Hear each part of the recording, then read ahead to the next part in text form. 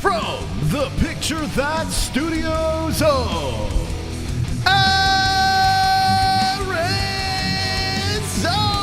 Arizona, Dana White's Contender Series Week 8, 2023. Danny Barlow versus Raheam Forrest. We're going to react to the entire card.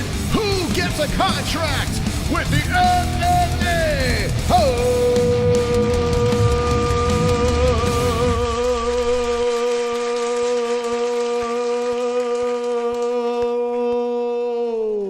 Wonderful, wonderful. Wow, there's an ad playing? How many people? Wow, there's an ad playing. The heck? What in the heck? What in the Sam heck is going on here? Everyone hit the like button. Welcome to the stream. My name is Mystic Moss, Chris, King of the Dragons, and I am going to be giving you the play-by-play for the Contender Series. This is week 8. Wow, this has gone pretty quick. 8 weeks in to the Contender Series. That's pretty wonderful. I enjoy streaming these cards because we get to find out who's going to get a contract. We're going to find some new fresh faces to enter the UFC roster and who leaves in tears as we react to the Contender Series. We're going to fire it up on ESPN Plus. I didn't put it in the live chat, but I got it in the description down below. If you want to watch these fights, the Contender Series, click the link and you can watch along with us. Thank you in advance for that. Shout out to mybookie.ag. The promo code is MMA-HOLES for a 50% match on your first deposit. mybookie.ag. Win money. That should be the slogan. mybookie.ag. Win money. Millions. Link in the description down below. Millions supports the athletes, and we support millions. If you'd like to get some swag for some of the best UFC fighters out there, it's actually kind of crazy. When I was going through the list, they got like pretty much everyone's favorite fighter on Millions. So if you want to support them, get some merch, swag, signed stuff, click the link in the description. And ESPN Plus, like we said, link in the description down below. You could watch along and hang with the boys. Hanging with the boys on a Tuesday night. All right, let's fire it up over here. ESPN Plus. Be sure to hit the like button. And how's everyone doing in the chat? Hopefully all is well, as we are 2 minutes early. Hell yeah, baby. Let's go. Let's go. Okay, Hearns has been a member for 41 months in a row.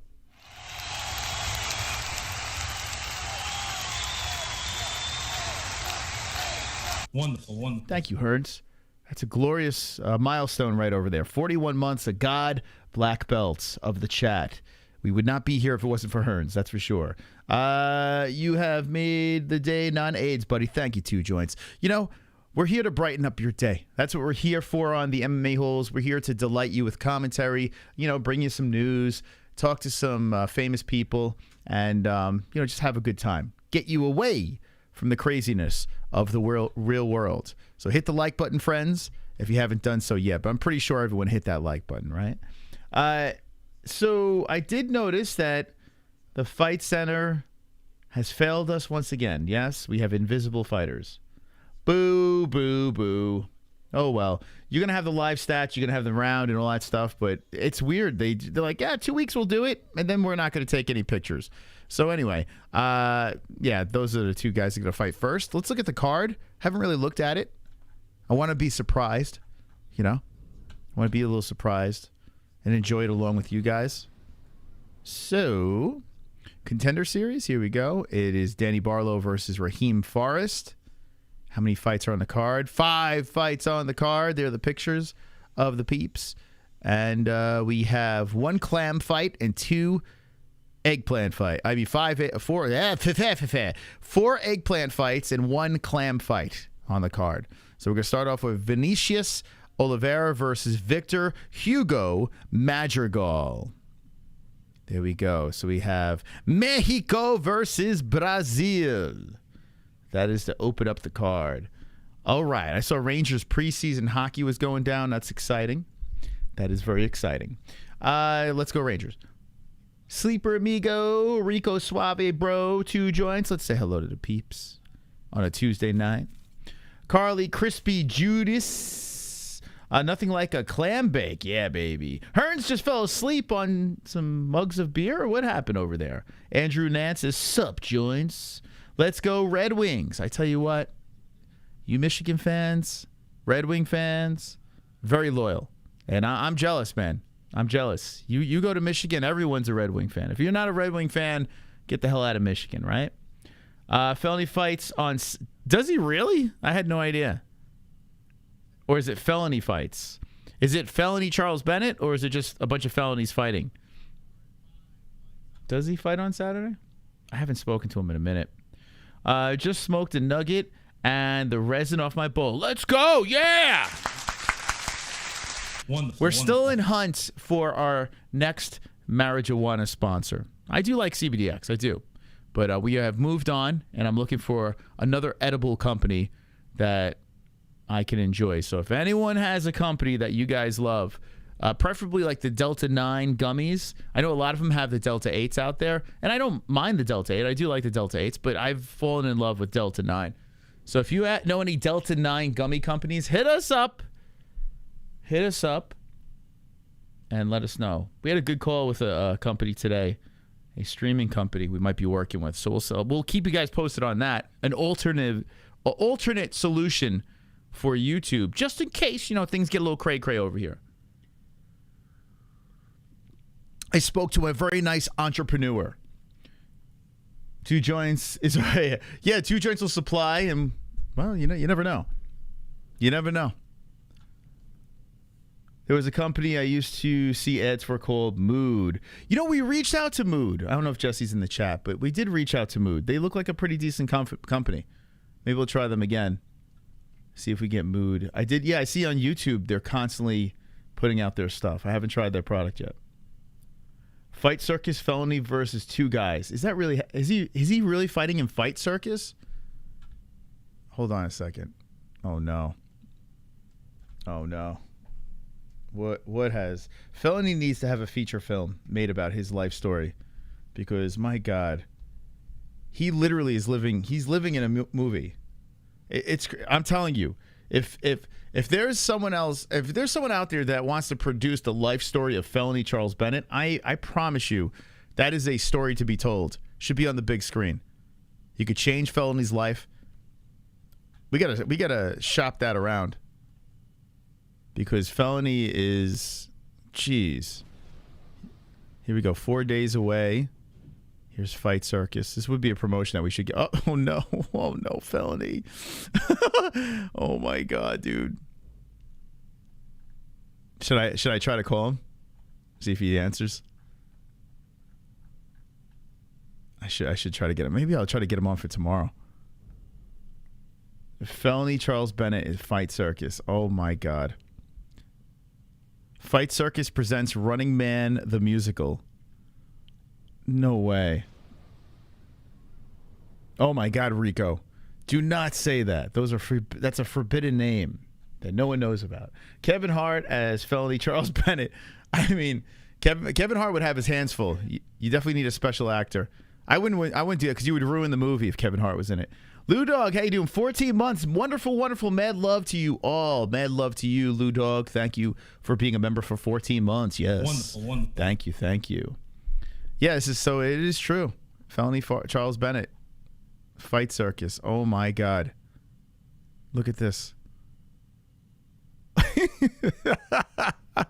Dude, this is insane. I mean, this is right up his alley. I tell you, Tyson Fury's there. Dude, this is hilarious. I got to be honest with you. Look at this. Felony getting prime real estate. Signed, Charles Bennett. Look, good for him, man. Listen, it's goofy, but good for him. What the hell? Good for Charles, man. He stopped streaming on YouTube. What happened with that?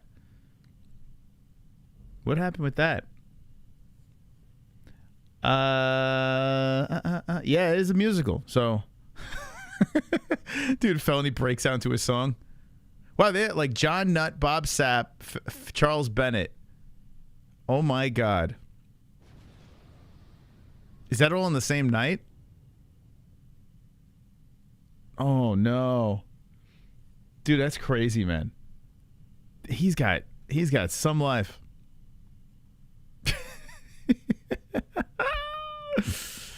Oh boy. Any locks? No locks tonight.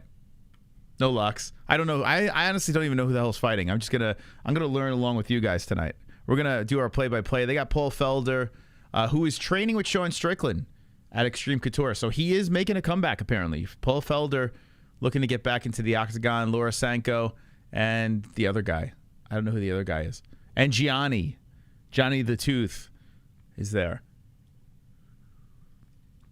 But no, I mean, listen, I don't bet on the Contender. The only time like I'll think about like giving like lock predictions or anything is if we have a Bud fighting on the card. And from what I've seen on this one, I don't think we know anyone. Let's see. Let me double check. Yeah, it doesn't look like we know anyone on this card. The main event, you got Danny Barlow versus Raheam Forrest, 6-0 versus 7-1-0. Mario Piazzon versus Alexander Soldatkin, 14-3-0, 6-0. Danny Silva versus Angel Pacheco. Ernesta Curacate, I don't know, versus Carly Judas, 3-0 versus 4-0. Boy, seeing a lot of this. Boy, oh boy. I mean, they gotta include the Ami fights, I guess. Ouch. She's 3-0 as a professional and getting a shot at the UFC contract. How old is she? 24. Man, oh man, that's so bizarre. Just goes to show you WMMA, man. Hey, if you want to be a professional athlete, ladies, you could be in the UFC easy. Like I'm talking, like if you have some toughness in you, contact the MMA-Holes. We'll get you into the UFC. Hey, girls out there. Hey, young ladies, you want to become a professional athlete? Because think about it. Oh, this guy, what's going on with this dude? So I'm watching so this is Vinicius Oliveira. I'm watching his little tape that they put together, and he's just walking out like this. I don't know why he's doing that. He's doing the George Masvidal face. He's doing that thing. What is that? Why do people? He's doing it again. What are you doing that for? Hey, smile for the camera. I know Poirier does that too. Smile for the camera. What is that face? Why do people like to think looking like a piranha is going to help them look better in a picture? Why do people do that? Does anyone in the chat do that? Speak up right now. Why wouldn't they take pictures or video of certain people? They just emulate a piranha. It makes no sense. Why did they do? It's like a kid that doesn't know how to smile. Dude, it's so weird, man. I don't know why people do that. Special face, herpes face. Is that what it is? Maybe. Oh yeah, I saw a little of the Hearns pics on the Discord. He's got his pops looks like he was a suave man back in the day.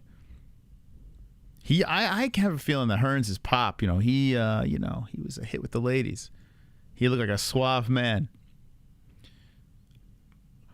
Are these fights free to watch? They are on ESPN Plus. So if you have ESPN Plus, link in the description down below. You can watch along with us. They haven't started yet. But when they do start, we'll pull ourselves into the Dragon's Lair over here, and we will react appropriately to the event. Give you play-by-play that you desire and seek on a Tuesday night. Nicole Wilson seems like she would be a game cage fighter, or maybe that one girl. Hearns is the pimp. The pimp Hearns. They are not free. You have to pay. Yeah, you need to have a ESPN Plus subscription. So technically, they're not. You need the subscription. By the way, I just got the email about the price going up, which a little annoying, a little bit.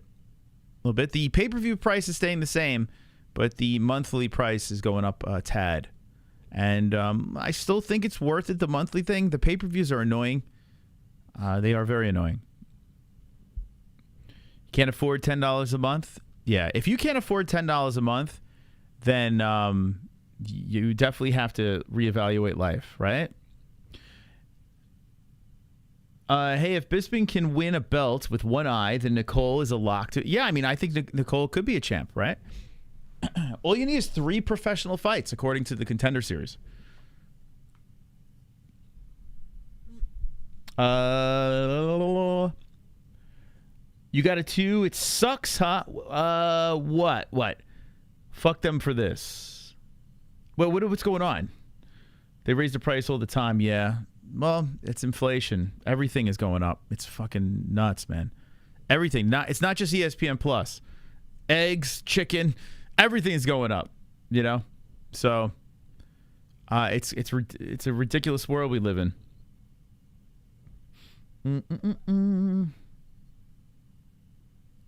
I just canceled it. Did you cancel the subscription?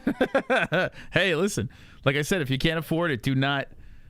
I just canceled a bunch of subscriptions.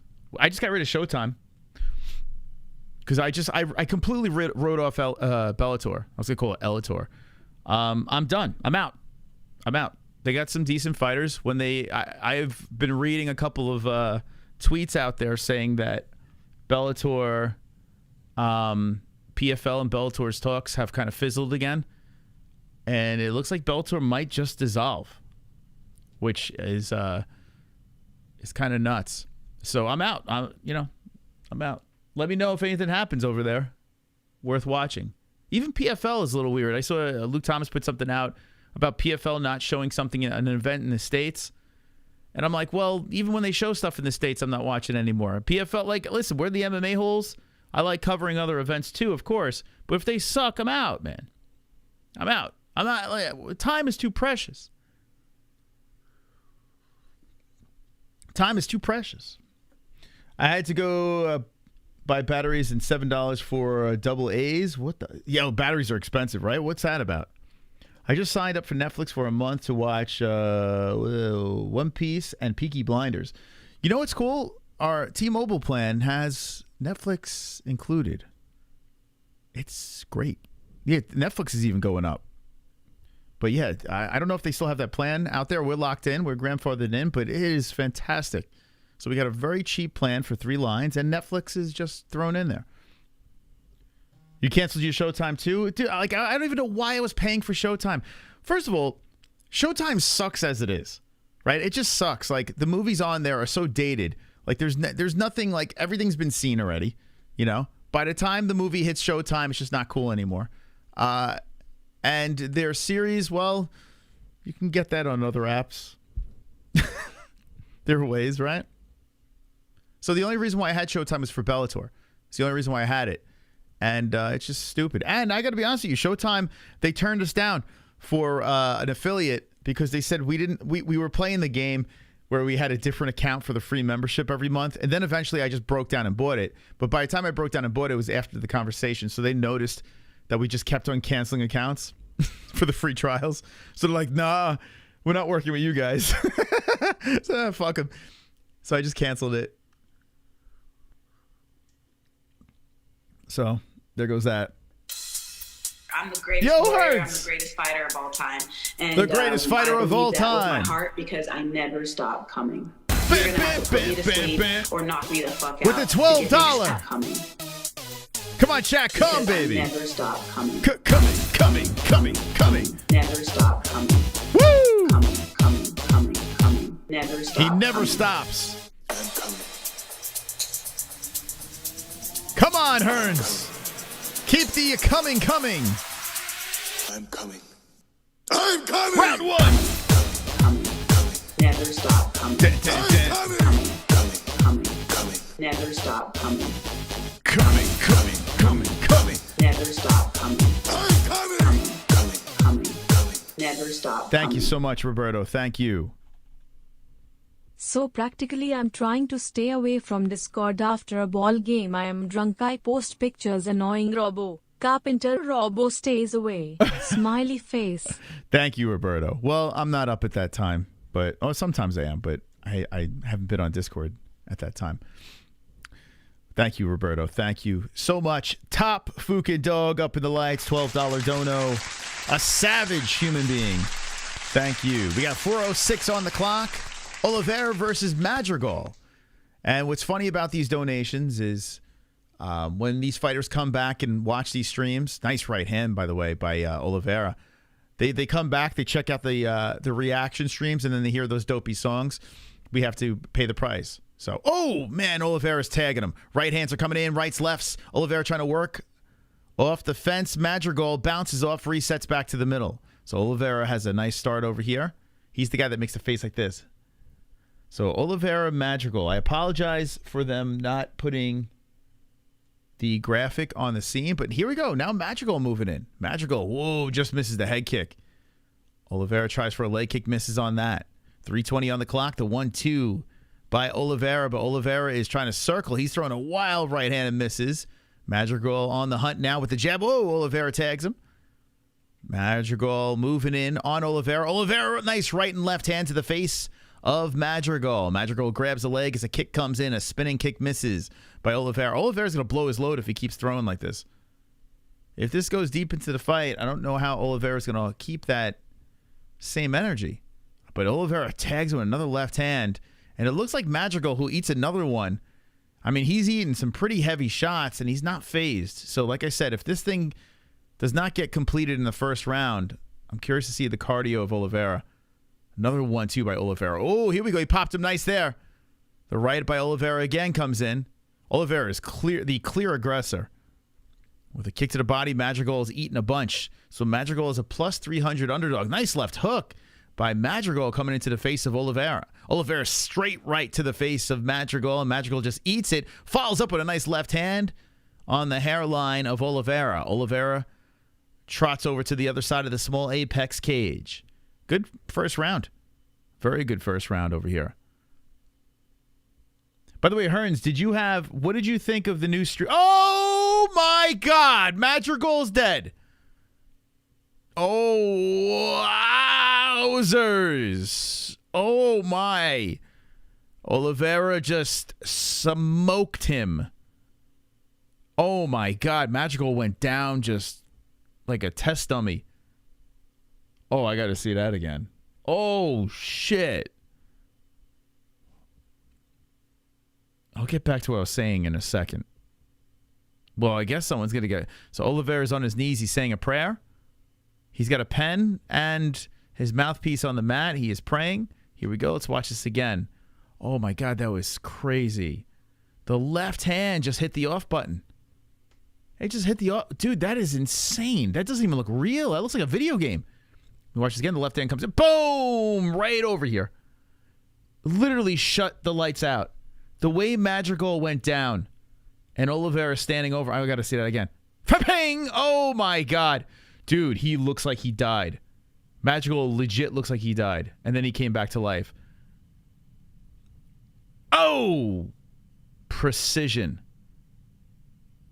Oh, my God. Guys, if you missed that knockout live, go on Twitter or something and find Vinicius Oliveira. Oh, my goodness. This kid's on a stool still. Madrigal. He looks like he's okay, but he's trying to recuperate here. Dude, that is very carnage worthy. Wow, that's Tuesday Night Contender Series.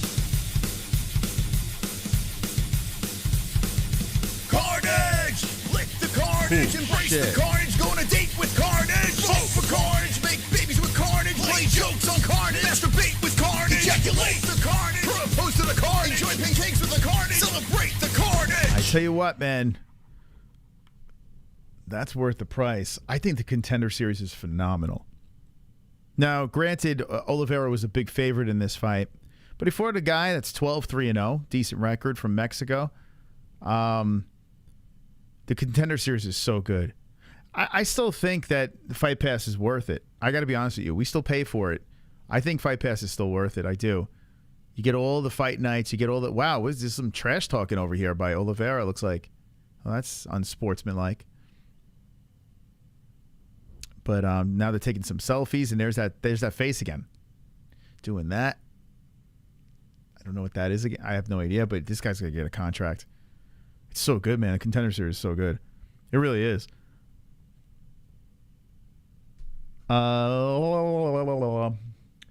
Contender Series is really good, right? I mean, yeah, it's so much better than Tough. We don't need Tough anymore. The Ultimate Fighter is dead, man. That's a dead show.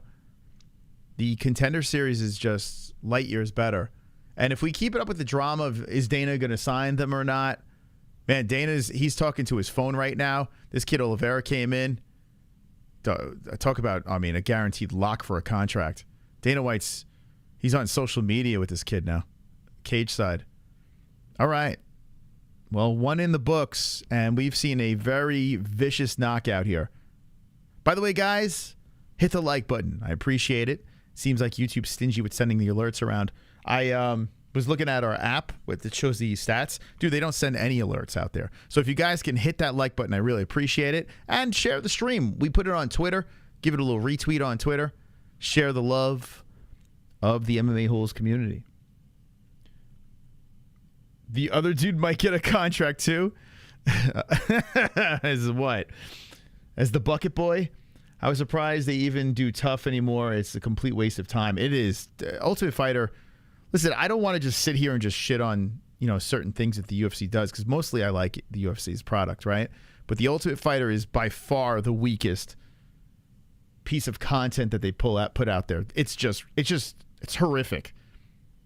And then there's Power Slap. But I give that a pass.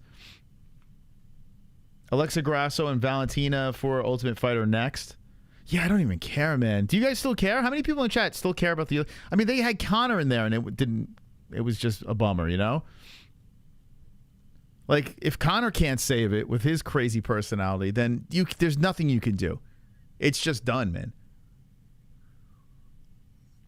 But I guess, the networks are paying for it. I guess there's some sort of ratings that they keep it going. I mean, they wouldn't keep that going if it wasn't making money. He sounds like Morano. I didn't hear him.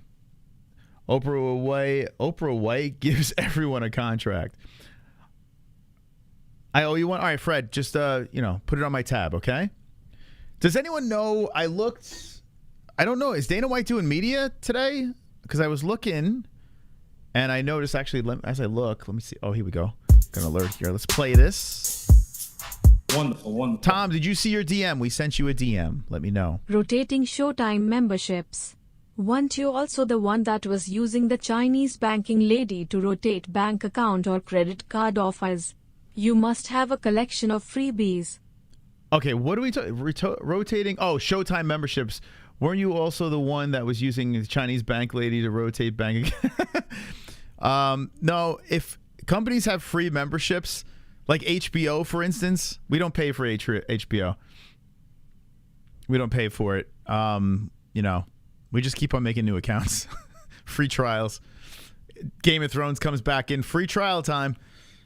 I mean, it's smart for companies to do that because it's a little bit of work. Not everyone wants to just keep on making new email addresses to have those free trials.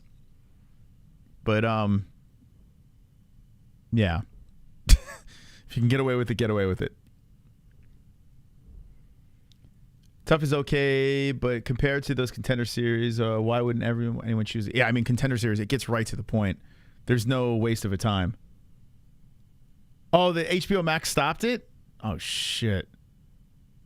Oh, what are we going to do? We're going to have to wait for our streaming app, so we're going to be way behind on Game of Thrones. There's no way, man. There's no way I'm paying for that shit. There's no way. I'm not going to pay for it just for Game of Thrones. We'll find a way. Just last month. Oof. I've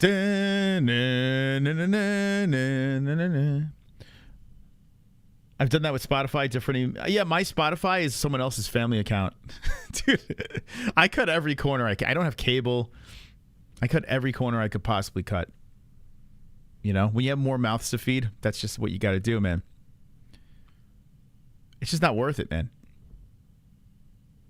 At least back in the day, right? Cable service, you get everything, right? So if you paid for cable, everything that you liked was on that service and you just watched it. Now, streaming services has like just one piece of content that you like and everything else is nonsense, right? So to pay for a subscription for something where you just like one of their 400 things. It makes no sense. You know? Makes no sense. At least with ESPN Plus, well, I mean, there's a lot of UFC content on there, so I'll pay for it. You know? I mean, it doesn't make any sense. Like, for instance, if you're subscribed to a YouTube channel, if you're a member of a YouTube channel, and you're there almost every day, well, it makes sense, right? You're supporting a content creator. It makes sense. But it doesn't make sense if you're, like, watching something that is barely even on, and that's it. Crackle. I do remember Crackle. Yeah, whatever happened to that? Oh, I love fruit, man. Fruit's fantastic. Do you guys like fruit? It is fantastic. Just like the Contender series. Big fan, big fan. Let's see. UFC. I want to see if Dana White is going to hit the media today. If not, we're going to have a short stream. I don't see it. If anyone sees the stream pop up where Dana White's going to talk to the media, let me know. But it doesn't look like it's going to happen tonight. So Dana may not be hanging with the boys. It crashed and burned. I think it still works. Crackle. Dude, there is a website. Of course, I'm not going to say it. But there is a website out right now that is just ridiculous. Like, it's nuts. I buy all the pay-per-views, but I'm sure this website would take care of that too. It's I don't know how they get away with it. Just can beat both of these girls 100%. 2 arms tied behind her back, she could beat these girls 100%. Tubi. Looking forward to I tell you what, the app I put in Discord, there's an APK. If you have an Android, I don't know if Hearns downloaded it, but it will legit change your life. You will save a lot of money if you have this app. On movies, TV shows, you'll save it on everything. So, Hearns, let me know if it worked. I'm curious. Live stream on Gummy Gang after. I don't know, man. I mean, I'm not opposed. Maybe we could set like a goal over here and get high and stream on Gummy Gang. Maybe, I don't know. Maybe if we get up in the lights, something crazy, I'll do it. No, I can find some good movies on Tubi as well, but the original movies are ridiculous. Johnny, you know it, right? Dude, it's nuts, man. I can't get over it. But at the same time, if you really like a specific type of content, you probably should pay if you want to support it, right? Like if there's something that you just can't live without, and you need that in your life, whether it's movies or TV or I don't know, you probably because if everyone thought the same way, we wouldn't have any of this cool stuff. So, just do whatever works, as long as you could sleep good at night. Like 35, hit the like Fukin button. Well, like 35, where we at now? We're at 56, 115 watching. Guys, we got to do better than that. There's got to be a better thing. How you doing, Stormy Daniels? All right, we're getting ready for the ladies to throw down. Let me give a little tail of tape action because they get right to it on the Contender series. So we got Carly Judas, who's 3-0, and Ernesta Caracate. I think that's how you say it. 5'9" versus 5'7", 125 for both ladies. 24 years of age for Carly, 25 for Ernesta. 71-inch reach for Ernesta, and Carly with the 68-inch reach. Southpaw Carly, and Orthodox for Ernesta. Who will win? I look at it like this. Now I understand why Brian Ortega's ex wears all that like eyeliner and shit and makeup when she fights, because clearly Dana White signs people he's more attracted to. So I would say this, ladies, if you're going to fight in the Contender series, first off, get your hand raised. That's very important. And if your hand is raised, well, make sure you look hot as fuck. Because if you don't, you're not getting a contract. I mean, you're guaranteed lock. If you are attractive in any sort of way, I don't know, wear a push-up bra, I have no idea. But make sure Dana White is attracted to you so you can get that contract. Very important. That's the best piece of advice I can give to you, okay? You're welcome. And boys out there, stuff your package. I don't know. I picked a hillbilly red shorts girl, okay? All right, both these girls look young, man. Ernesta versus Carly. The O must go. You picked a hillbilly? Little hillbilly. Little hillbilly. Okay, get ready for round number 1. We are rolling. We are rolling. Okay. Now remember, guys and gals, if you want to drop a Streamlabs, we have this new thing where you can actually watch our stream on Streamlabs. If you want to drop a Streamlabs or donation thing, has the live chat, it's got the fucking stream, and it's got all the donation amounts underneath. So you can donate, you can hang out, watch the stream. It's pretty fucking cool. So go check it out. Link pinned in the live chat. And right off the bat, we got a little action going on here as Judas is slinging the leather around. Judas looking nice, good head movement, throwing the lefts, kicks towards the body. And Karakate zings the right hand back. Karakate looking like one of the aliens from Signs. Nice kick to the body by Karakate. Oh, man, this is a good start. A little kickboxing activity between the ladies. Yeah, Karakate looked like she just fell out of a flying saucer. She's very long and hunched over. Man, oh man, they're striking between these. I tell you what, with girls with limited striking experience, they don't look like it. Are these girls like former kickboxers or Muay Thai fighters? Like, what the hell? All right, here we go. Going for a takedown is Judas. Yeah, usually, you see these ladies out there, not that high level, but. Well, it's Christmas. Christmas. It's Christmas. My name is Troll, and I'm a special hole. I'm shirtless and alone again. Internet is my only friend. It's Christmas. Hooray! I sit and watch MMA. No girlfriend this year, but I have my hand. Ladies will keep on fighting. Sit in front of computer, making fun of people. No avatar to hide my gremlin face. Oh yes, it's Christmas. I am so hideous. Whoops. Maybe Santa will bring me a pocket pussy. Thank you, Mr. Tom. Thank you. Screw the diapers. Set this aside for House of Dragons. Should be able to knock it out in a 1-month subscription. Not in high def though. All right, there we go. Thank you, Tropic Tom. You the man, dog. Now he is the new top dog. Wonderful. Thank you. wonderful. Very kind of you. Yeah, Game of Thrones got a bunch of shows coming out. Gotta check these things. By the way, we're against the fence. Judas has control over here. She's kneeing towards the body. And she is in full control with 2:30 left in the first round. These girls are definitely looking for a contract, man. They are guns blazing. And now Karakate spins Judas around to the fence. And now she's in control. Judas back in control. So we are alternating positions between the ladies. Good elbow and a knee to the body by Judas. House of the Dragons. By the way, Casey has gifted a double champ membership. Who got a hold of that? Thank you. Yo, Casey just doing his thing, man. He's a very giving person with those gifts. They should have. It's Christmas, no? Yeah, it's like pump the brakes. I am excited about Halloween. I have been torturing Jesse with horror movies lately. Man, oh man, both of these girls are going at it. Judas and Karakate. This Karakate, I'm probably saying her name wrong. Karakate. Man, she is tough though. She's eating a lot of shots and she's still coming forward, slinging that right hand in there. There's a kick towards the left arm. Both girls, oh boy, Karakate's, she's turning up now.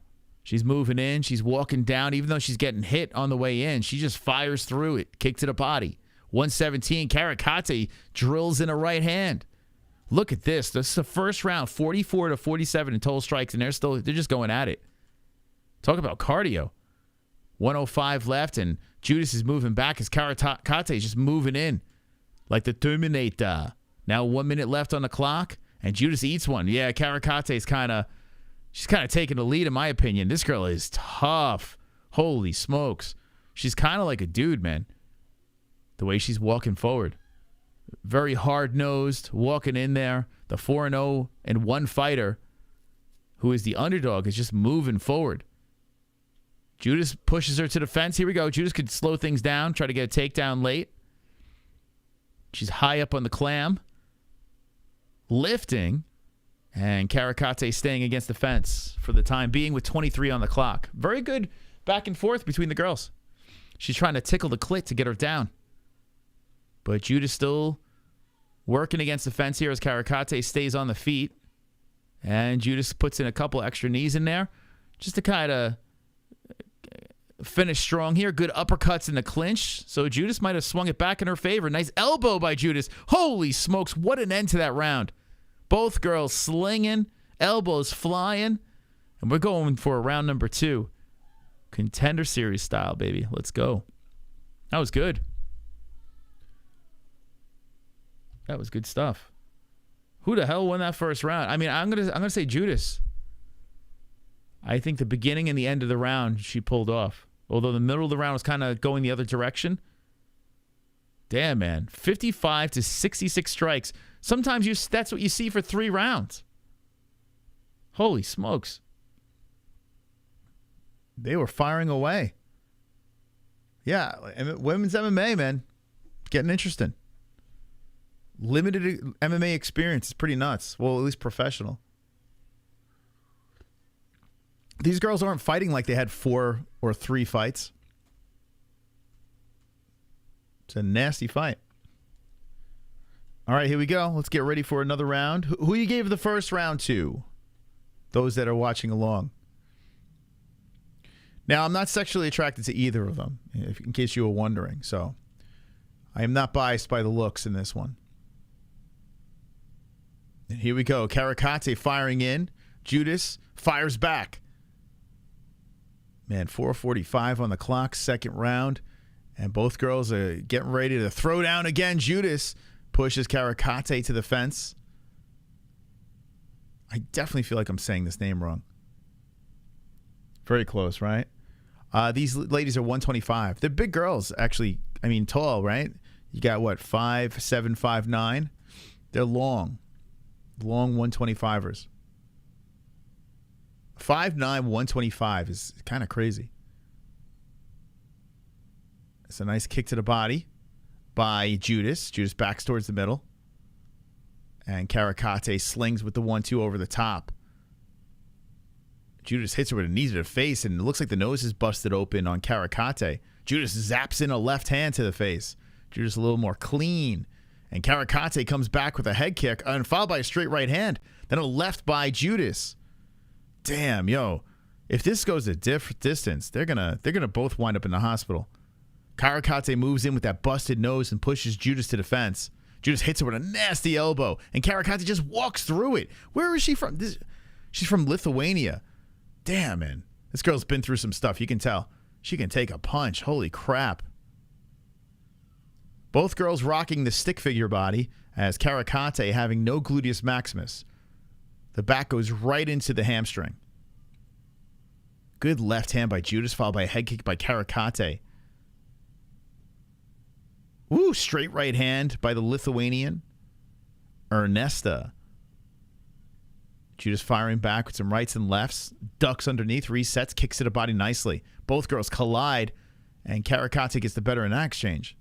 2:55 on the clock, and the activity has not slowed down. It's just punch for punch, kick for kick, knee for knee.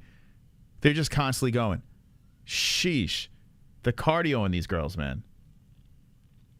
Just a cool last name. Dykes and Bikes. You're a lesbian? Nice. 2:35 on the clock. And Judas pushes her to the fence, hits her with the elbow. Got her in the clinch. Looks like she wants to level down for some legs. 2:25 left. I mean, she's got to be like, okay, we got to get this thing to the ground because clearly on the feet's not working.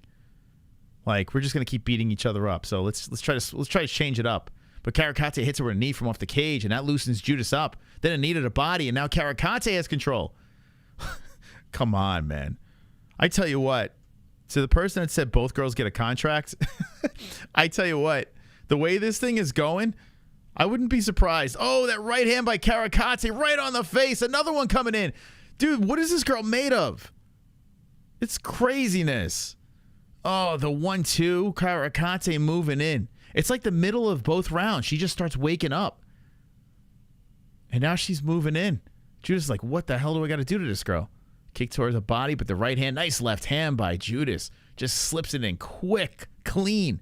And then a right hand by Karakate coming to another right. 1:29 on the clock. The 1-2 by Karakante. Judas with a right. A knee to the body. Ouch! That knee to the midsection. And then they're going elbow for elbow with each other to the face. This is intense. 1:17 on the clock. This is bonkers.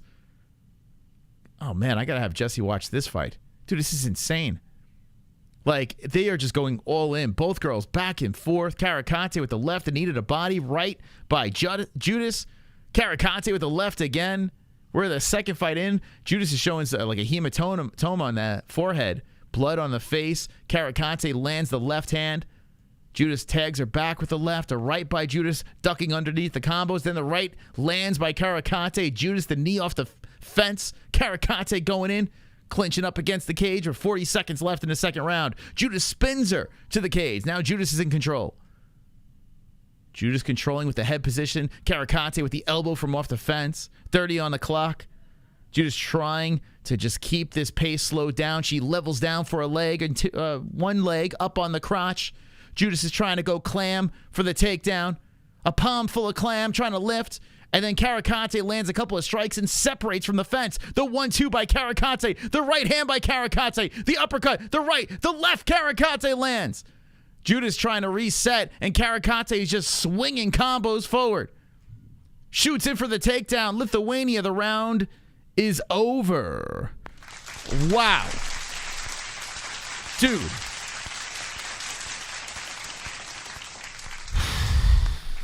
This fight is exhausting to watch.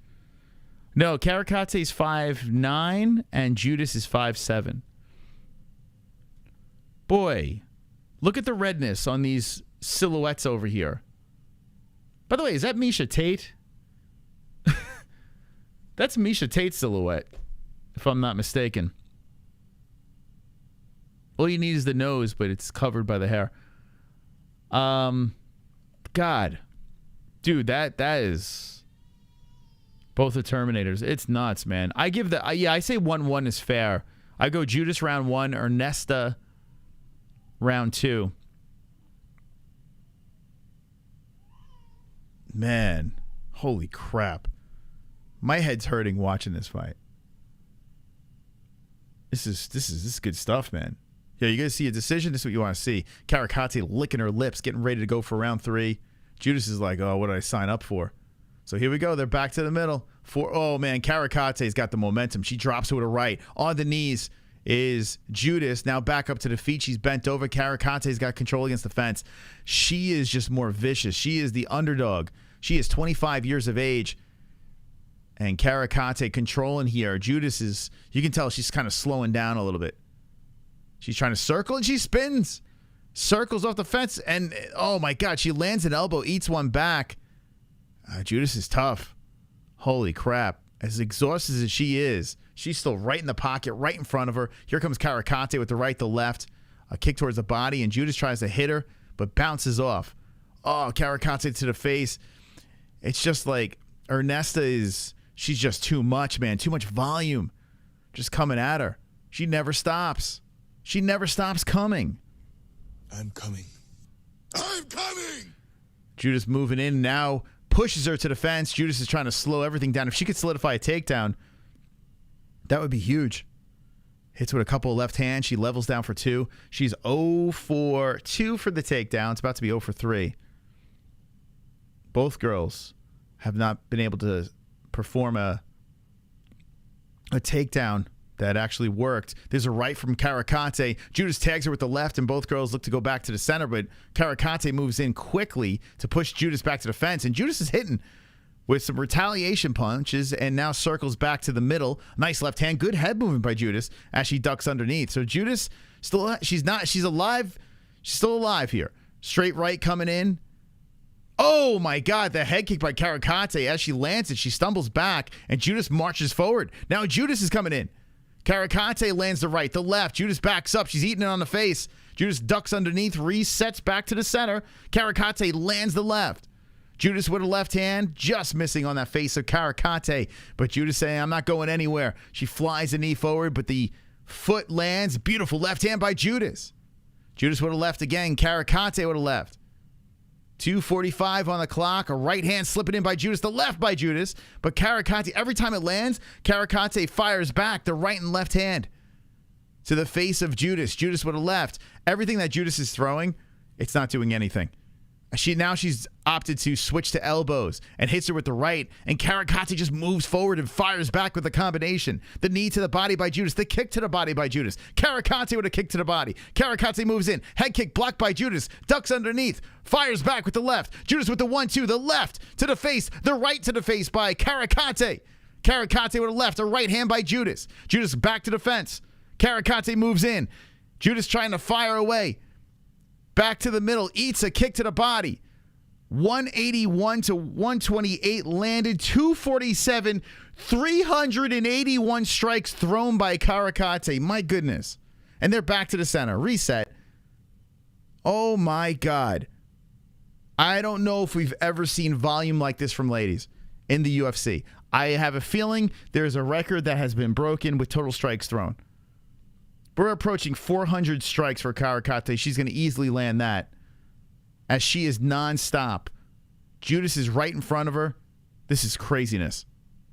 Absolute insanity going on right now. It has not stopped. The first bell to the last, they're still going. Karakate's moving in. Judas back with the left. Karakate marching forward with combos at will, landing. Bang, bang, bang. Keeps landing. Judas shoots in for the takedown. Around the waist, Karakate to the fence. 109 left. The Judas is like, come on, one of these got to work, and she gets it on the knees, but Karakate gets right back up. Wow, do they consider that one? Might be no takedown because Karakate did get back. Oh, they counted it. Okay. So Karakate stuck against the fence. 50 seconds on the clock. Was that enough? Karakate trying to work from off the fence here as Judas is looking for another one. But Karakate separates. A kick to the body by Judas. Another kick to the body by Karakate. Judas with the right. Karakate moves in. There's a head kick bouncing Judas off the fence. Judas back to the body with the left. 30 seconds left. Both girls are slinging. Oh my goodness. They're just going at it. I can't believe it's like they just started the fight. Knees to the body by Judas, and Karakate pushes her to the cage, works on the body, a nice elbow from out of the clinch. 14 seconds left. Karakate has gone ham, and then here comes Judas firing back with the combination on the face of Karakate, spins her around to the cage, hits her with the right, the left by Judas, the right. Karakate moves in. Both girls landing. Oh my goodness. Oh my God. Dude, that was absolutely insanity. And you know what? No one finished anything, but I'm going to give the first ever Contender Series carnage to a decision. That was pure carnage. Carnage! Lick the carnage, embrace the carnage, go on a date with carnage. Vote for carnage, make babies with carnage, play jokes on carnage, masturbate with carnage, ejaculate the carnage, propose to the carnage, enjoy pancakes with the carnage, celebrate the carnage. That's a fight. That is a fight. 467 strikes thrown by Ernesta Karakate. Carly Judas, 295, 157. Boy, oh boy. If you do not watch the Contender Series, you are missing out. These fights are better than the actual fight nights and pay-per-views. This is nuts. This is nuts. You know why? Because they want a contract. They're going all in. This is 3 rounds of nonstop firepower.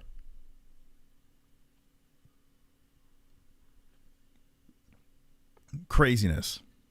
Craziness. The cardio on these girls. You have to give both of them a contract. You have to. You just have to. Here's a score. I mean, that was nuts. Scores time.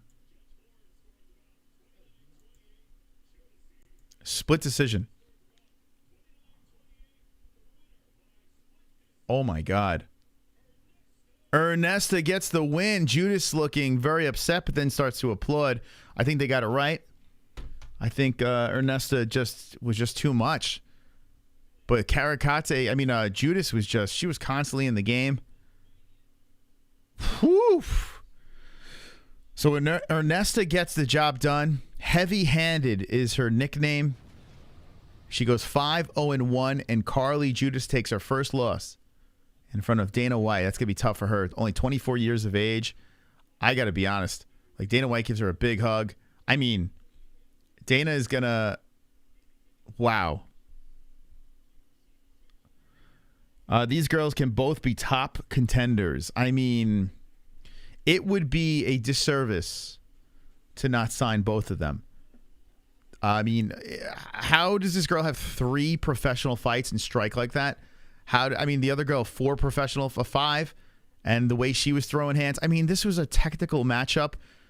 Beautiful cardio, vicious, violent mentality by both girls. I mean, what the hell? That was nuts. Poof. That was so good, man. She could have banged both of them. Yeah, maybe maybe no contract because none of them are hot. I don't know. That was pretty cool, man. Ernesta looks like the actor from who's the Scarecrow in The Dark Knight? What the hell's that guy's name? Peaky Blinders guy? She looks like that dude. Both of them, amazing matchmaking. Jeez. And the underdog won, by the way. I think Peaky Blinders 100% get a contract.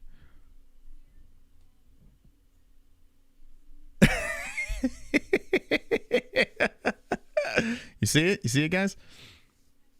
Carly looks like Beetlejuice. Oh, my God, dude. Oh, my God. They both have heart, but I don't think they are going to hold up against tougher competition. Well, I mean, I'm not saying they're champions. Definitely not saying that, but I'm saying I would like to see them on the roster just for fun fights. Not crowning them. I just want to see them compete with the highest level girls out there, which I think they could. Sometimes Dana is a dick. He can bang both of them. She's really pretty in her picture. Which one? Ernesta? Yeah, she doesn't look bad there, for sure. Both girls don't look bad there. Although the one on the right looks like Jesse on fire. Just, good, a little bit. No grappling for either of them could hurt, but I tell you what, their takedown defense is pretty damn good. I don't know. I'm assuming that Carly's got some ground game because she kept on going for takedowns. Both girls went for it. It sounded like they're really good and they will get better. Yeah, I would watch it back, man. A lot of punch face, knees, elbows. Everything was coming from both sides. It was relentless. But very entertaining. Both fights. You got a quick finish in the first one. Then you had this just war from beginning to end in the second one. Whew, exhausting. Absolutely exhausting, man. If you're tired watching a fight, then you know that's a good fight. Like if you're at home shoving popcorn in your face while 2 people are competing in a cage in their underwear, and you're tired from watching that, you know.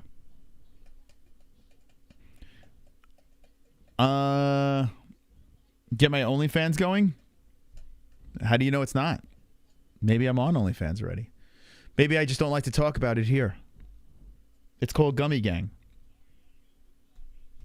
All right, so we're 2 in the books. This has been very exciting. I've had multiple erections throughout this stream. And now we move on to why is this guy's face so close? Angel Pacheco versus Danny Silva. 7-1-0, both guys. Danny Silva, El Puma, is fighting El Adidas. No, he's a minus 210 favorite. Okay. Let's learn about these guys. So we got, let's see, we'll go to the tail of the tape right away.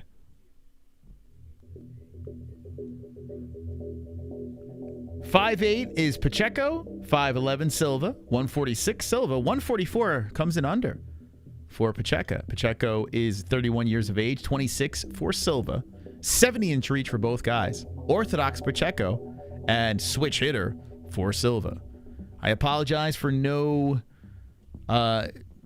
image here. ESPN took the night off, so we got holograms of the fighters.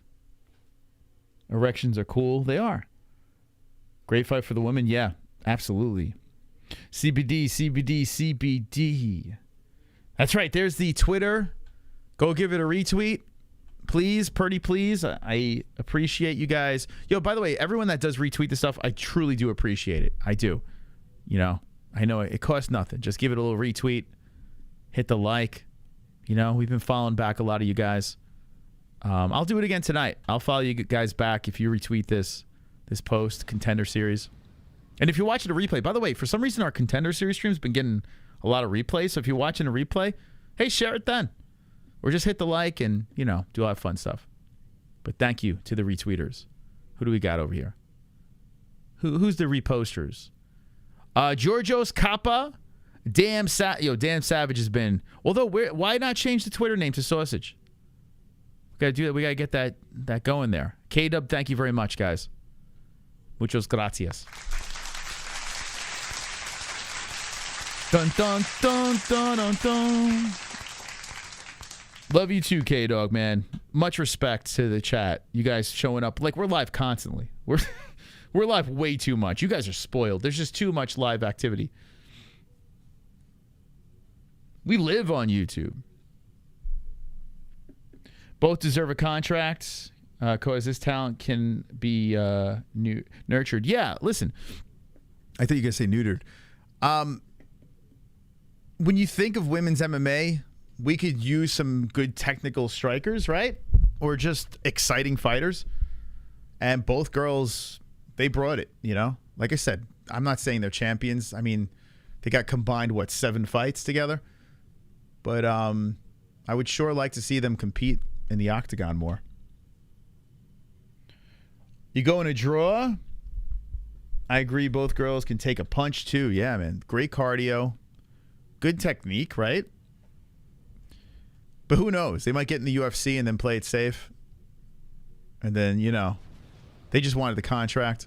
Because I couldn't see them fighting that. Imagine every fight was like that. Thank you, Little Seal. By the way, I made a little short for Little Seal. So shout out to our Seal of the chat. Shout out to Seal.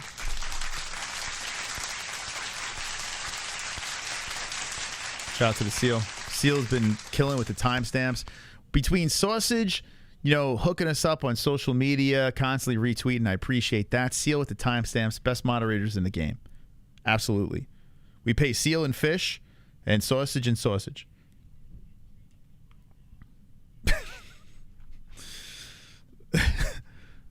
Having Sausage in my name might attract more Kainotto's people to. You might as well be across the board the Sausage, you know? Embrace the Sausage. You got to admit, Sausage is pretty delicious, you know? A KO would be a cherry on the top, yeah. Yeah, KO would have, yeah, if one of these girls got knocked out, yeah. But that didn't happen. Santa Ana? Hell yeah, Santa Ana.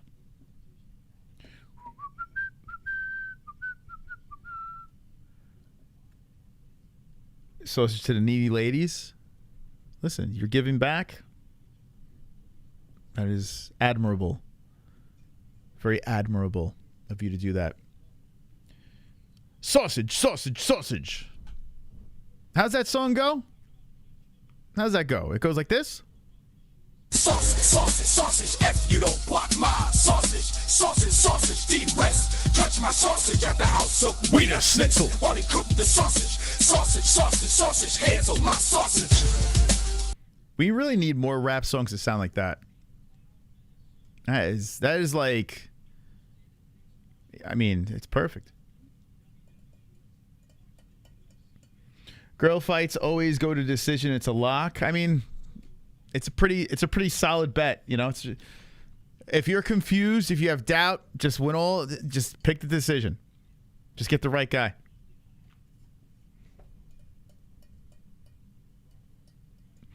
Eggs, hash browns, and sausage. All right, so we're going to get ready for this next fight over here. If you're not subscribed to the channel, subscribe and hit the notification bell. We react to all the Contender series, react to all the UFC fights on this channel. Might do a little Canelo Alvarez on Saturday. You know? Sounds like breakfast wrap at McDonald's. You haven't heard all my songs on Discord? We heard a bunch of them. Do you watch Lucas Tracy? No. No, thank you. But in fairness, I don't watch anybody, so it's not, you know. But, you know, it's not for me. I am not a video upload person. If you're doing live streams, unless, does he do live streams too? If you're doing live streams, I have interest, but I've noticed outside of doing this, the live streams I watch are outside of the MMA world. Like, it's either IRL streams or it's like, or Angel Gotti. I think she's live right now. Like, I watch mob stuff with Angel over there. But I don't know. I like to just pull myself. Like, when I'm in the MMA world, it's either watching fights with you guys. If it's not, you see on our second channel, we abort and I do other things. All right, here we go. Round 1 has begun. Because let's be honest, all those other content creators aren't very good, right? Why would I watch poor content? Well, we got superior content right here. No need for that. Next thing you know, I'll start oh, shit, the left hand. Here we go, Silva. Starting off hot. More lefts are coming in by Silva. Silva's letting them fly. Lefts and elbows to the face of Pacheco. Pacheco circling the cage. And now Pacheco fires back. But Silva's very confident, nodding to him and saying, let's go. Pacheco backs up the 1-2 by Silva right on the face. Bullseye. Bang. A right hand again by Silva. Silva doing his things. Here in the first round, 4:15 on the clock. We're not even a minute in, and lefts are coming in. A knee to the body by Silva. Whoa. And here comes Pacheco with the right and left hand back. Damn, who was the favorite? Oh, Silva was? Well, okay, let's see. Pacheco fires back. Body, left hand, kick to the body, and a left again. So Pacheco trying to recuperate as he eats a leg kick. Pacheco says, wait, I'm not going down without a fight. Comes in the left, the right to the body. Silva doing a good job blocking, though. He moves in, blocks again. And Pacheco knees to the body. That's what Pacheco's got to do. He's got to keep on firing away at that body. Then leg kicks coming in by Pacheco. Here comes Silva. The 1-2. The right. Woo! A lot of activity. 3:30 left. A left hand as Pacheco circles the cage on the cheese grater. The knee to the body by Pacheco lands. Another knee as he tries to separate, and he does. Back to the middle. Both boys go. Silva in control of the center. Jab whips in by Pacheco. Kick to the body, swiped away. Silva coming forward. Whoa, that was slick. A head kick spins in, then followed by a backhand. Pacheco getting crafty out there. Nice right hand, and here's a left by Silva. Silva is the aggressor, though, moving in. A nice leg kick by Silva. Uppercut, right hand, right hand. Silva to the face of Pacheco. 2:50 on the clock. The body shot comes in. Pacheco lands. Both guys back to the center again. 2:48, and Silva whips in with the right hand. Pacheco, beautiful knee to the head. Mark Smith, front row seat to a very good fight as a knee fires into the body by Pacheco, and then they separate. So Silva, who had a very crazy start to this fight, has his hands full. Pacheco not going anywhere. Then shin to the body. The combination, the right, ending at the elbow. Pacheco lands, and Pacheco really letting him fly. Silva just makes a little pouty face and says, that's nothing. Knee to the body, left hand by Silva. Pacheco with the head kick. He falls. He slips to the ground. Silva tries to jump on him, but they both separate. 2:05 left. Pacheco to the body. Meat hooks. The right hand to the face. Silva moves in. The body shot, the right hand by Silva, cracking on the face of Pacheco. What I've noticed, though, is both guys rolling with these punches. So it looks kind of worse, but they are turning away from them as they land. So it kind of looks like movie punches coming in. Very smart fighting by these guys. Here's a body shot by Pacheco, the right hand by Pacheco, the left hand by Silva. A left hand again. See, yeah, Pacheco's rolling with those things. So they look worse, but they're not as bad. Just kind of absorbing some of the impact. Left body shot Pacheco, elbow by Pacheco, another elbow Pacheco, another elbow. Silva eating him to the face, and Silva fires back with the left and right hands. 1:20 on the clock. Are we going to see another one of these fights? Is this happening again? They just picked up where the ladies left off. Silva loops around, the left, the right, the left again. Silva to the face of Pacheco. A flying knee to the body. Pacheco lands. Pacheco with the elbow. Silva gets right back in front of him. Pacheco to the body. Silva back to the face. Under a minute left. A good leg kick by Silva, followed by a body shot by Pacheco. Pacheco the left, the right, coming in. Missing. Silva comes forward. Silva showing the head movement and barking as Pacheco lands the left hand. They clinch up. 45 seconds on the clock. Break. Silva moves in. Pacheco keeps firing away. Good uppercut by Silva, followed by the right hand. Pacheco with the right. 36 seconds. The body shot Pacheco. The left Pacheco. Silva clinches up. First round of 3. Third fight in Contender Series, number 8. And they're going back and forth again. Body shot Pacheco. Pacheco moving in. Silva circles. Oh, beautiful elbow by Silva on the side of the head of Pacheco. Pacheco moves in. A left hand by Silva on the face of Pacheco. The body shot by Silva. 10 on the clock. Silva trying to walk him down here, but Pacheco right in his face. Elbow comes in. Body shot. Right hand, left hand. Oh, my God. In the pocket. They let him go with seconds left. Both. Oh, my goodness.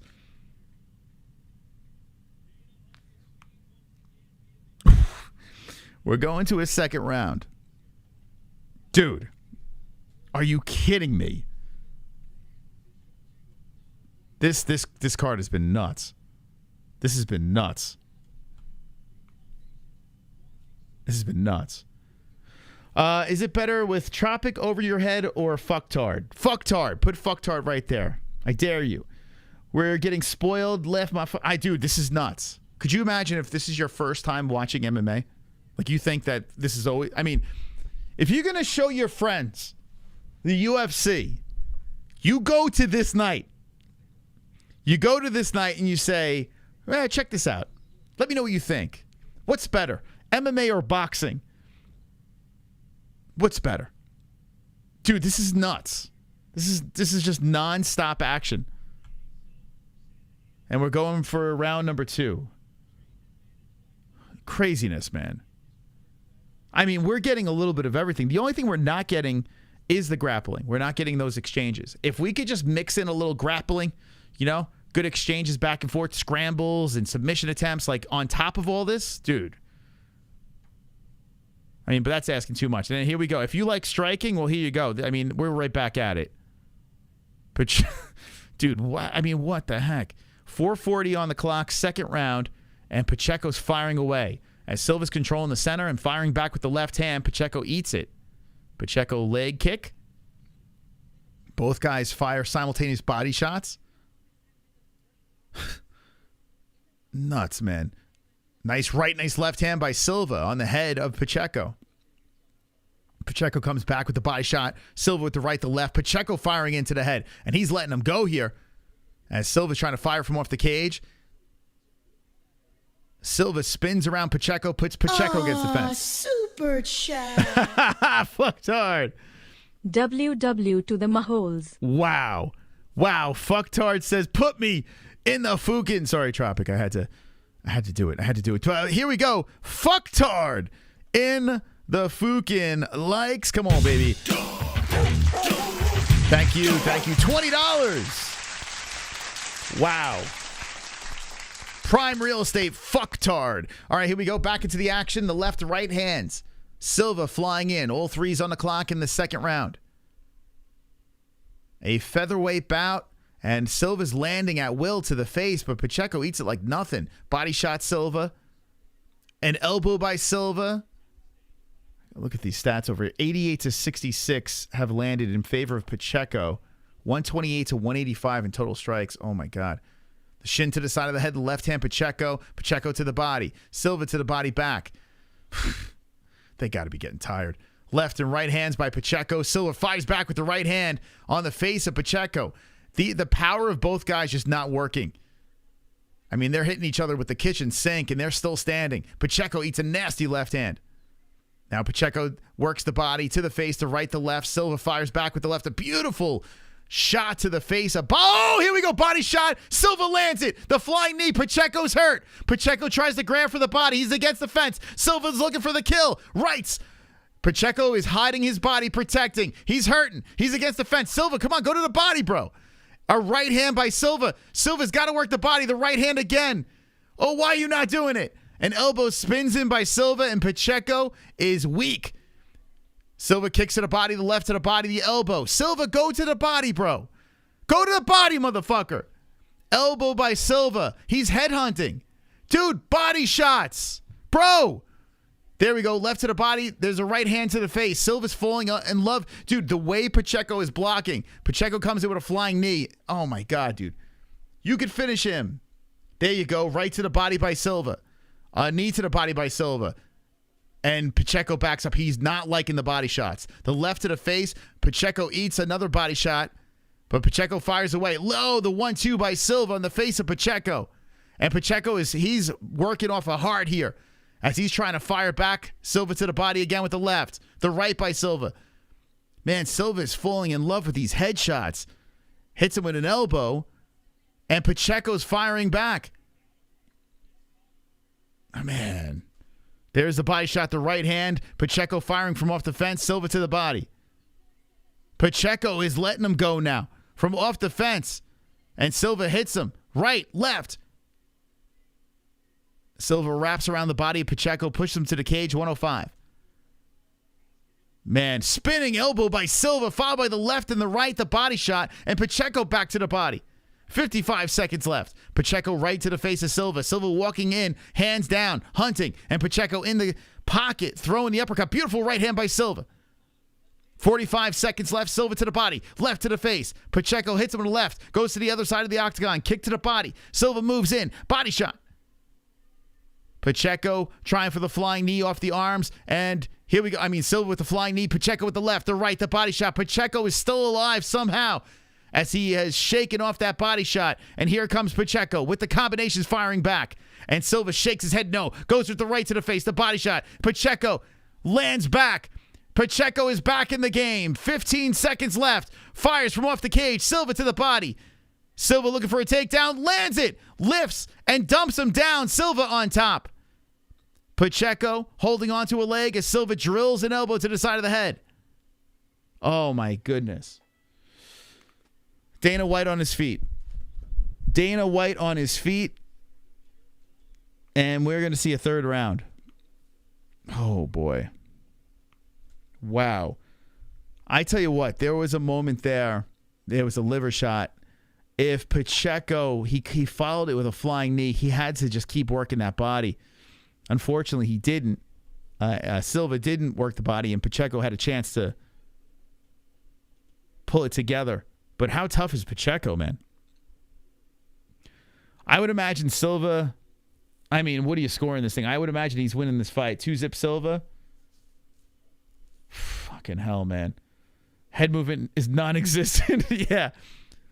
Oh, it's a striker's delight here for the Contender Series. We're getting ready for a third round. Dude, this is nuts, man. This is nuts. That's not a 10-8. No, I agree. I don't think that's a 10-8 either. He had him with that liver shot, but Pacheco protected, came back. And, if you look at the strikes, it's pretty close. Pretty nuts, though. Silva just a little bit more efficient with his striking. Yeah, I'm sure his corner told him, just keep working the body, man.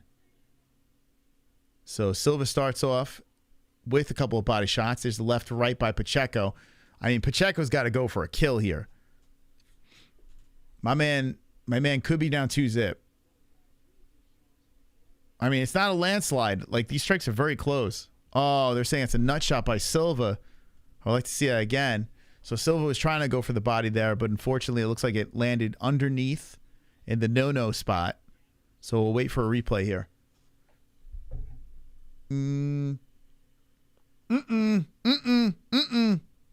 That's a liver shot. That's a fucking liver shot. Oh, no. Oh, no. So Pacheco does not let them see the replay very long. That was another. Oh, dude. Dude, I'm telling you, man. I'm telling you.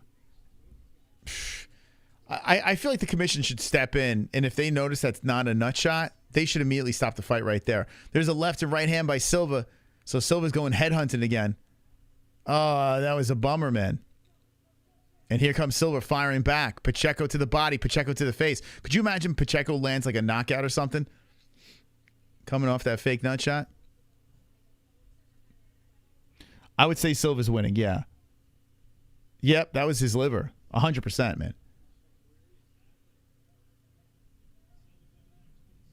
But Pacheco is smart. He just took a break and then got right back into the mix, because the more you would watch that replay, it would look pretty bad. So nice knees to the body by Pacheco. 30-30 left in the third and final round. Beautiful uppercut by Silva. Bang, right on the face. Here comes the body shot by Silva. Now a left hook by Pacheco. A knee by Pacheco. Both guys headhunted again. Whipping shots back and forth. Pacheco moving in. And here comes Silva firing him with a flurry. Left hook, left hand, right hook. Pacheco just comes in, firing to the face of Silva. Silva fires back with the left. Uppercut by Pacheco. They clinch up. Pacheco showing some heart here as more blood just squirting out of his left eye, on the side of his eye, going down his face. Right hand's coming in by Silva, and he's working on that bloody side of Pacheco's face. Pacheco just eats it, then comes back with the body shot. An elbow, body shot by Silva. 2:45, final round. There are 2 more fights after this. Shit, man. His ear is hanging. Oh, shit. Pacheco's left ear. Oh, boy. It looks like it's coming off his head. His cauliflower ear is ripped off. Oh, nice body shot by Silva. Yep, yeah, Pacheco's got a floppy ear. Oh, my God. His ear's about to fall off. Here comes Silva to the body. Pacheco comes back with a retaliation combination. Ooh, that's gross. And Pacheco eats it on that ear. Silva using it as a bullseye. Then a body shot by Silva. Silva goes for a takedown, a right hand right on that ear. Ugh, I don't want that to get hit anymore. Body shot Silva. Left hand Pacheco. Pacheco comes back. There's a right on that ear again. A left hand on the face. Silva landing. Silva loving the headshots. The rights and the lefts coming in by Silva. Silva hits him with the knee. The left, the right, off the fence. Pacheco's eating them. Lefts and rights again by Silva. 145 left. Silva firing in. And Pacheco hits it with the underhook.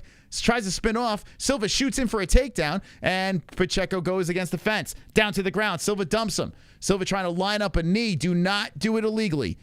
Ooh, they're saying that. Oh, man. Pacheco was saying that's an illegal knee. He was grounded, but nope. Ref says no. Right hand comes in. Man, Silva was playing with fire there. All you need is a freaking illegal shot. Oh, and there's a body shot by Pacheco. 118 left, and Pacheco fires back with a nice combo. Silva in the pocket, returns, fire to the face, uppercut, left hand Pacheco. More blood splattering on Pacheco's face, and he's firing back. Lefts and rights to the face, to the body. Here comes Silva with the rights and lefts to the face of Pacheco. 1:02 on the clock. A left, a right hook to the face of Pacheco. Silva lands. And Pacheco just eats it. Comes back with combinations. 54 seconds. Under a minute left. This is nuts. Ear will fall.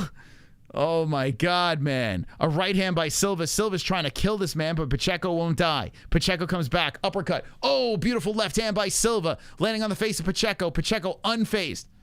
Rights and lefts coming in by Pacheco. In the clinch. Uppercut. Right hand Silva. They're going to get brain damage. Have we? We didn't have. Well, we're approaching what the girls did in volume like the last fight, but we're still not quite there. We're close. I mean, back-to-back fights, buzzer to buzzer, they're both going down. Pacheco is trying to swing and take him out with a combination, but Silva fires back with the right and left hands to the face. Pacheco marches forward and hits him with the body shot. Silva spins him around, hits him with the 1-2, knocks the mouthpiece out of the face of Pacheco with seconds left. The fight is over. Dana on his feet. Silva will get his hand raised. I'm pretty confident of that. But check this out. Pacheco actually outstruck him by 3. But wasn't as efficient with his striking. I think Silva got him. But we'll see what the judges say. Clearly more damage. It would look like it was the elbow that was starting to detach that ear. Whew. Mike, sign the ear. Dude, I mean, I am very happy we're here for the Contender series. You're calling this fight better than Sanko and... Thank you. Thank you. Well, we do it a little different here. We do it a little different here on the MMA-Holes. We try to describe it like you don't see it, right? Whereas those guys, well, you see it, so they don't have to say too much, but I think this is more fun. Hats off to both of them. Yeah, I mean, they both left it all in that octagon. That was nuts, man. That was nuts. What do we got? 180 in the chat. Guys, hit the like button. We are watching a very good Contender series. Very good. Top tier. All right, this is unanimous, so this will be Silva.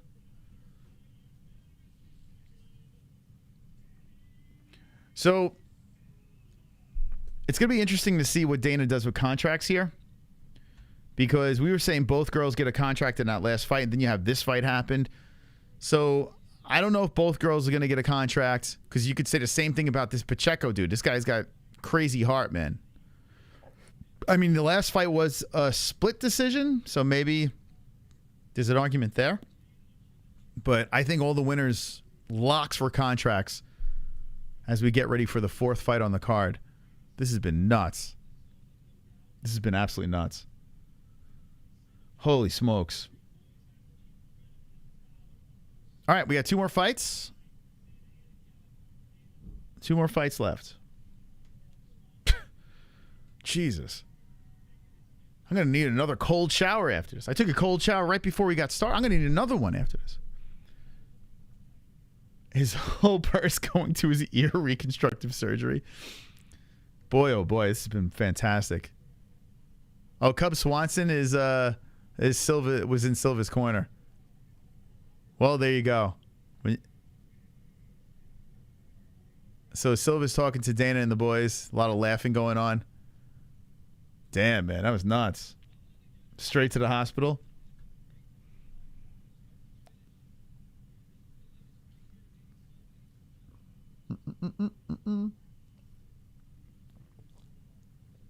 Oh, boy. Whatever he makes for a fight, it wouldn't be enough for surgery. Hopefully the UFC will take care of the ear. Oh, yeah. If an injury happens, we've had fighters talk about this. If an injury happens in the octagon, it's all paid for. Yeah, they don't get health insurance, but if it happens on the job, you know the UFC will be flipping the bill. So that's the good news. Super chat. Power structure. Dude got his ears boxed off. He did. He did. See, in boxing, you got to bite their ear off. In MMA, you could just elbow or punch their ear off. You don't have to use your teeth. Thank you. Thank you to all the donations tonight. Truly appreciate it. If you guys could hit that like button, that would be wonderful, wonderful. I appreciate you guys stopping in on a Tuesday night. We'll be live tomorrow once again for our Wednesday show, Fuka Friday, this Friday, and then Saturday night, it looks like we will be doing a, what's it called? Canelo Alvarez reaction show. So stand by for that. I'm just really stoned. Hold on. I gotta wait. Hold on. I'm just really stoned, or are ears really weird? They just there. Yeah, ears are disgusting. They're a disgusting part of the human body. Think about it. Like the ear is just weird. It's gross. It's a gross looking part of the body. Like, just stare at someone's ear. Now, I was looking at my kid's ears. Was it yesterday, actually? And I was like, it's such a weird thing. And I wasn't stoned. It's strange. Hanging on by a thread. Yeah. That's pretty wild, right? Floppy satellite dishes. Little Seal gets a yearly salary, medical and dental plans. It's true, yeah. No, he just gets fish. We send him bags of fish. A frozen peeled back foreskin. That dude has got like hobbit ears or something. Yeah, your ears, right? As you get older, your ears and your nose continues to grow, right? I did hear that. Which is kind of gross, right? As we get older, it just keeps growing and growing and growing. That's why Harrison Ford has such big ears and like he never had such a big ear. Like, why did Harrison Ford have such big ears and nose? Because it doesn't stop growing.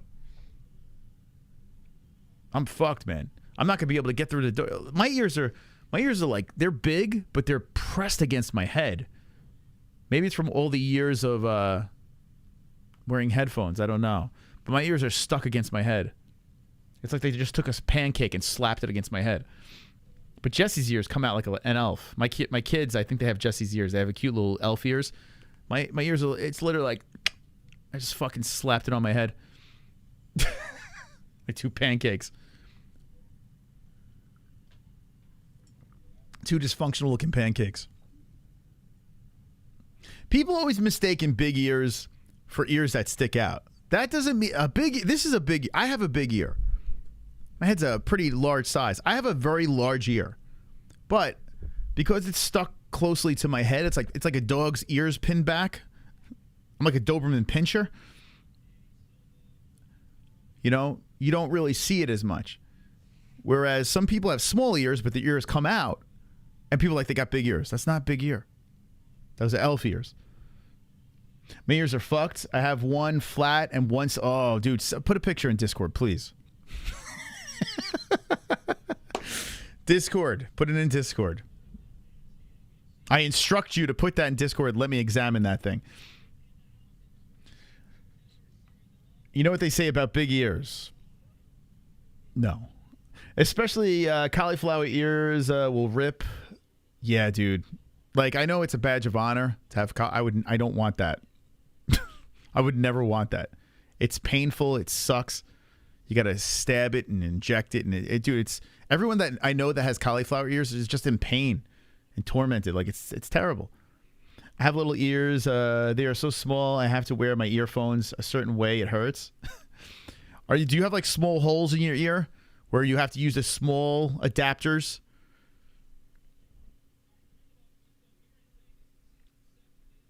I got Doberman ears. You have mouse ears? Who'll win the fight? Oh, you want to talk about fights? Do you know where you are? You're in the jungle, baby. Well, here's your next fight. What do we got here? Heavyweight? We got hefty boys. We got a fight of hefty boys coming up. We have Mario Piazzon from Brazil, an Italian Brazilian. Alexander Soldatkin, 6'2" Soldatkin, 5'9" heavyweight. Oh my God, what is this guy shaped like? 240, 5'9"? Oh boy. 246 for Soldatkin, 30 years of age for Soldatkin, 25 for Piazzon. 73-inch reach for Piazzon. Mario Piazzon. 75-inch reach for Soldatkin. Germany versus Brazil. Coming up next. 5'9", 240. Oh, it says he's 6 foot on Tapology. This is not right. The hell? I feel like Tapology's right, ESPN's wrong. There's no way he's 5'9", 240. He looks like, what's his name? The groomer. What's his name? Oh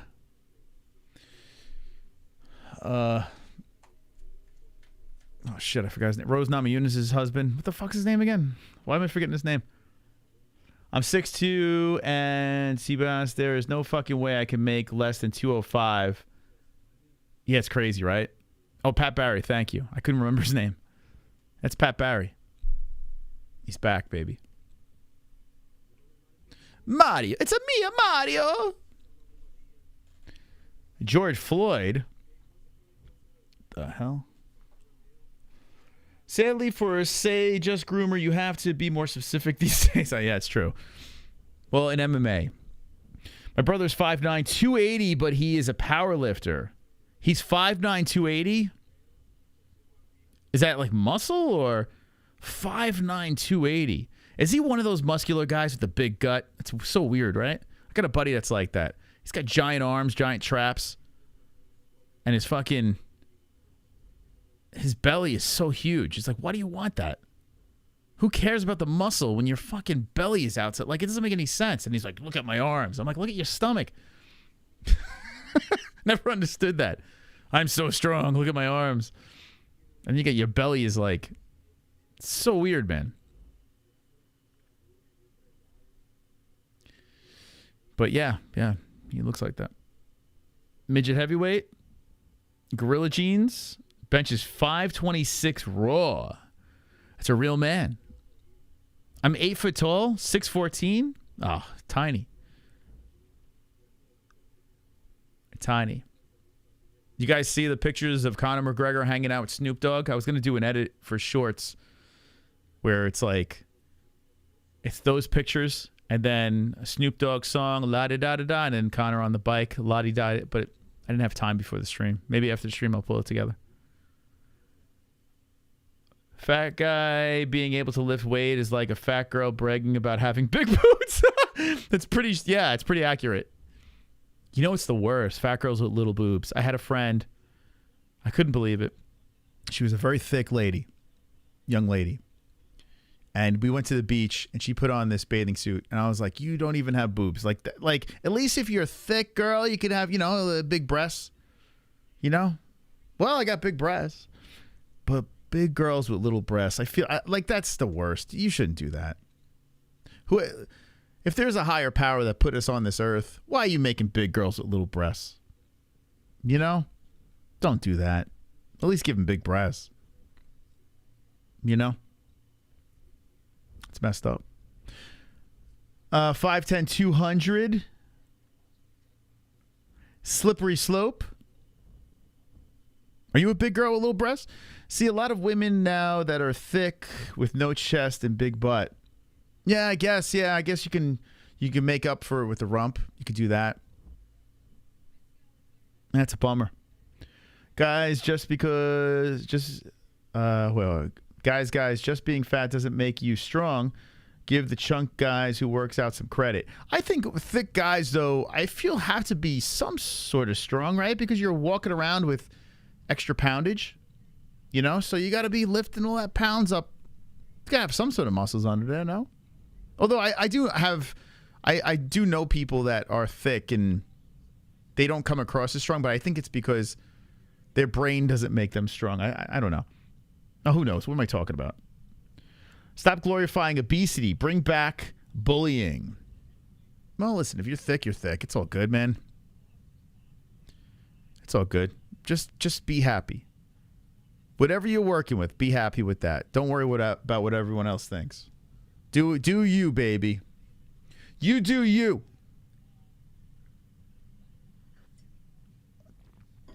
Now, if you're complaining about it, well, then bully them.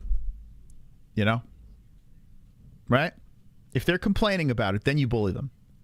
And if like, I can't lose this weight. We're like, well, you're a fat fuck. But if they're happy with it, don't bully them. Leave them alone. They're happy. Under 60 seconds is a plus 450 on this fight over here.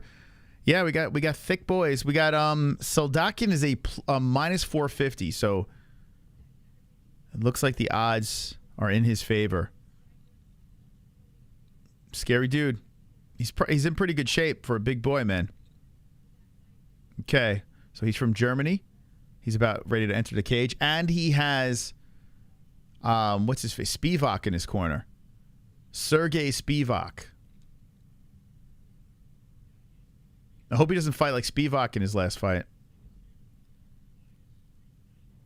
I remember the 8th grade, one guy had a beard and was bigger than everyone. Then by the time we graduated, he was the shortest and hasn't grown since. I tell you what, I was the biggest kid up until like 8th grade. Like I was like one of the taller kids. And then like after that, everyone kind of caught up. It was weird. Like on our track team, we had to go to higher things because of I was like one of the taller kids. So I kind of ruined it for everyone. But then, yeah, everyone else kind of shot past me. All right, here we go. Round 1 has begun. Piazzon tries to shoot in immediately, but Soldatkin just grabs the body. Piazzon going for the trip and gets it. Hey, Piazzon got the takedown. The underdog gets the job done here. He's inside the guard of Soldatkin. Soldatkin trying to square him up to the fence. And we got the Piazzon on top.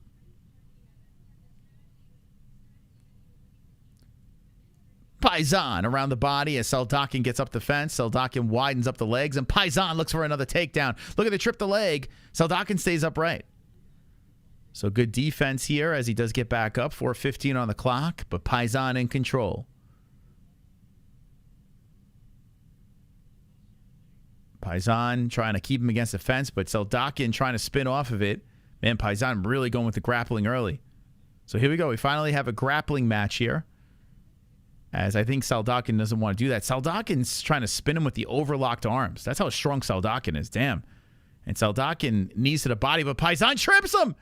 And Soldatkin sprawls, and he looks to get back up.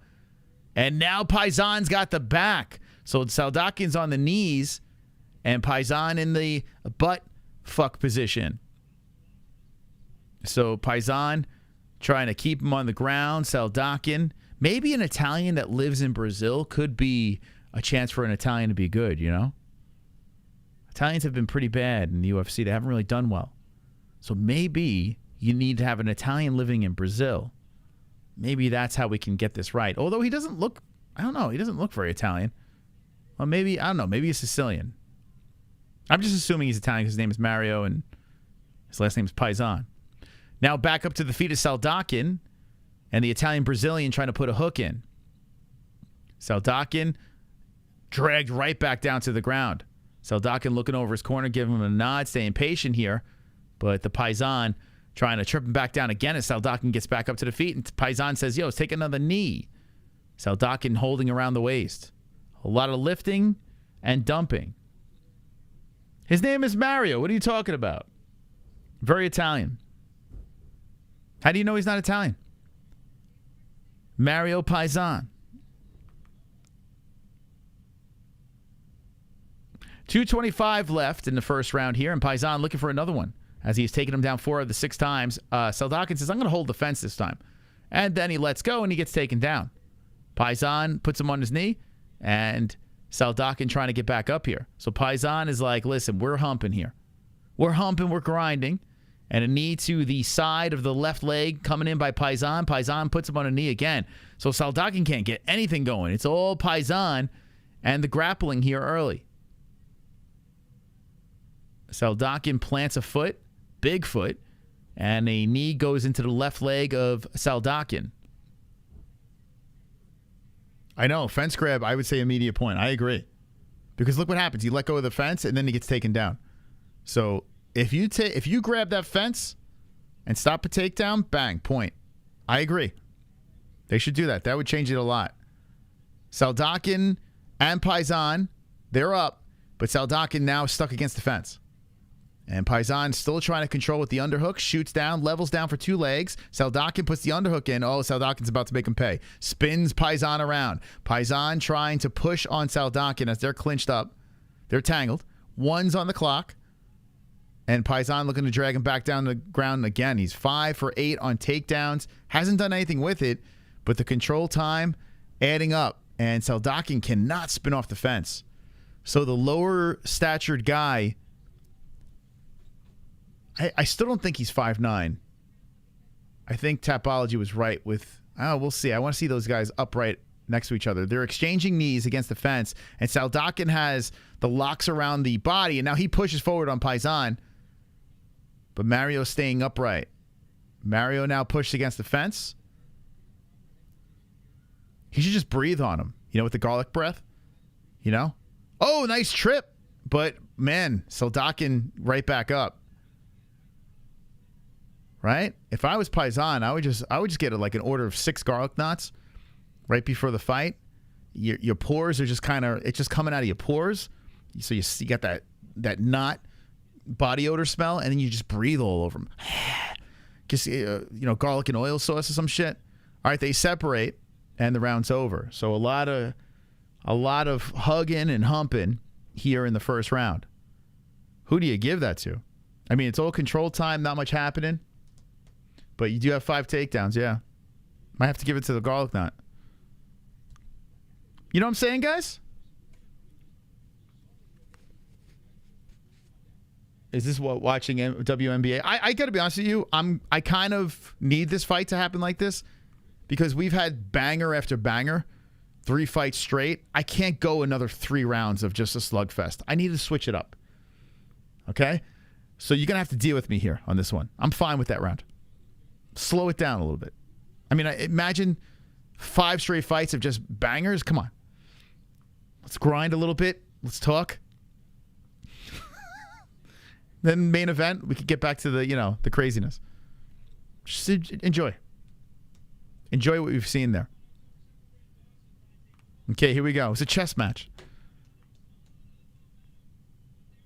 What do you guys think, though? One's in the chat if you think the strategy of eating a lot of garlic before the fight. I was cage side for a fight. This guy jumped into that cage. We smelt him the whole walkout. Like, he came out. This guy stunk like body odor. We did a live stream. It's actually on our live stream when we were talking about it. It was, the judges were looking at us like, bro, what the fuck is that smell? It's such a good tactic, Stink. Anyway, 4:45 left in the second round, and they go back to the hugging as Soldatkin is trying to knee to the body, and he just flings Piazzon to the ground. Piazzon on his knees, and Soldatkin draped over him. So Soldatkin using brute strength and looking to make Piazzon pay for all the hugging and humping. Piazzon trying to drag himself to the cage. He does. He gets back up, but Soldatkin's around the waist. So Spivak is giving some advice to his Soldatkin teammate. Soldatkin is controlling against the fence, and Piazzon is nullified for the time being. Hit the like, baby. It was so funny, man. We did a live stream. It was at Triton Fights, and the judges were looking at us, and we were laughing, and it was pretty bad, man. This guy stunk. Ask Jesse about it. Oh, man, a knee coming in by Soldatkin as Piazzon shoots for a takedown, and he keeps coming forward.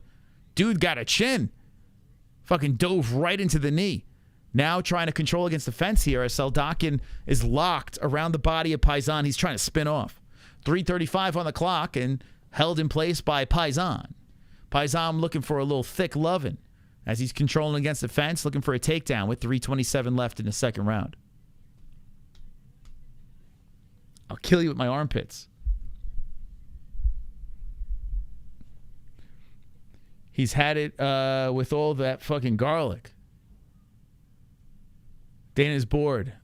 I mean, yeah, he's spoiled by the first 3 fights. Here we go. Soldatkin spinning around. Piazzon spinning around Soldatkin. And then they go right back to the fence here. So I got to be honest with you. Piazzon, who is just kind of around the body of Soldatkin, as Soldatkin is trying to ground himself. That's not a grounded hand. So he could hit him, but Soldatkin gets dragged down to the ground by Piazzon. The ref's taking a good look. He wants to make sure there's no illegal activity going on, holding in the gloves. Soldatkin looking exhausted as he pulls down. Piazzon looking exhausted as he pulls down Soldatkin. Soldatkin's on his knee trying to get back up, and Piazzon's trying to put the hook in. What a different fight here from the first 3. And the boo birds are probably going to get going. As Soldatkin gets back up, Piazzon pulls him back down to the ground. Piazzon trying to hump his way to a UFC contract. Piazzon, did he throw a strike? No, 16 somehow.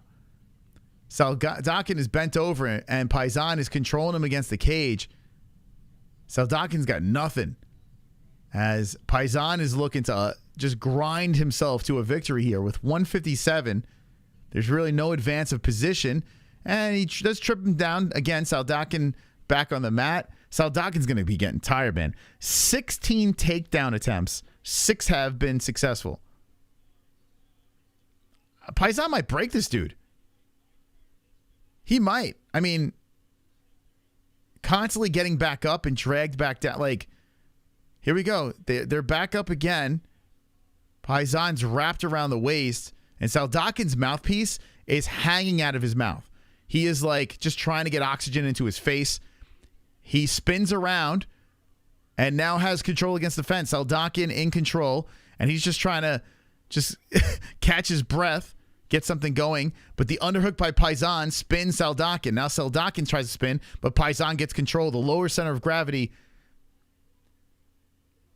is more effective. 1 minute on the clock, and here we go. We're going to drag him down to the ground again, it looks like. Oh, boy. A left comes in by Piazzon. Soldatkin looks over the shoulder like, you motherfucker. And now Soldatkin gets pushed back onto a knee.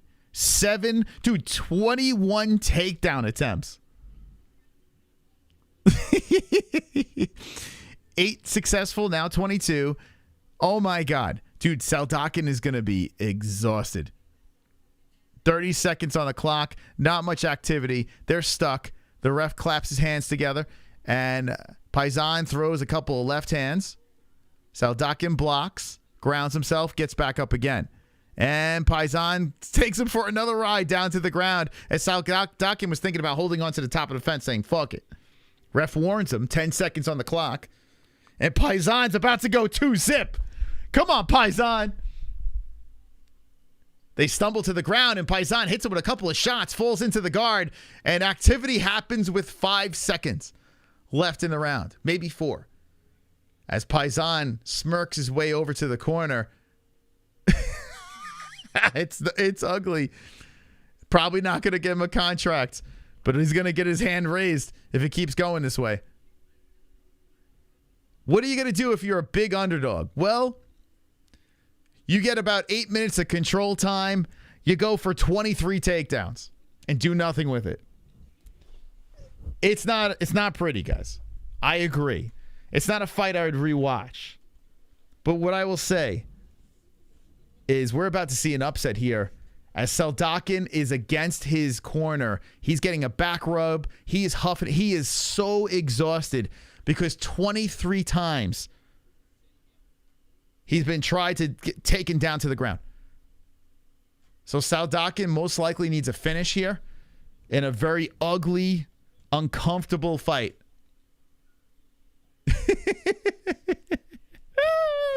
Here we go.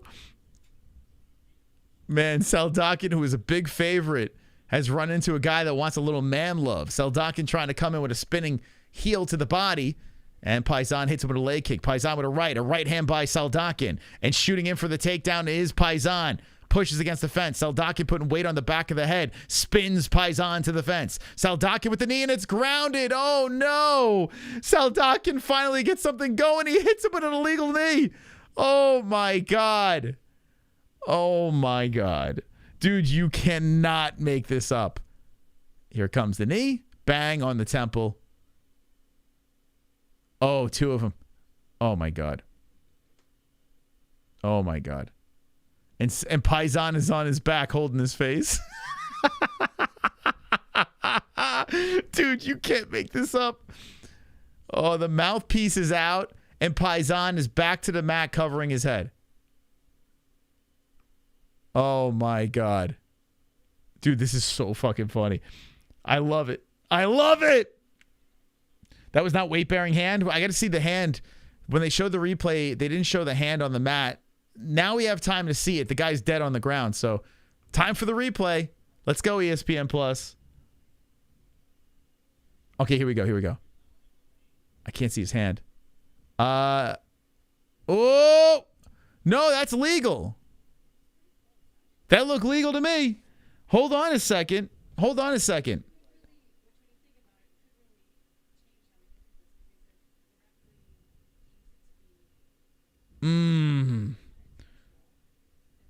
Oh, man.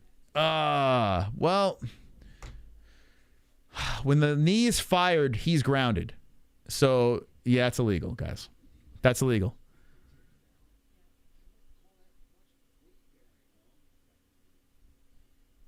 So, it looked to me like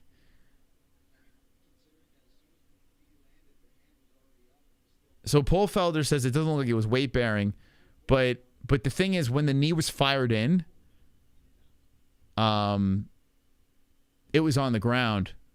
I think that, I mean, it's close, man. It's close. I got to be honest with you. I think that was an illegal shot. I'm going to go there because it didn't look like his fingertips. It actually looked like his, like this part of the fingers, like right onto this section here. That's where it looked like it was like that.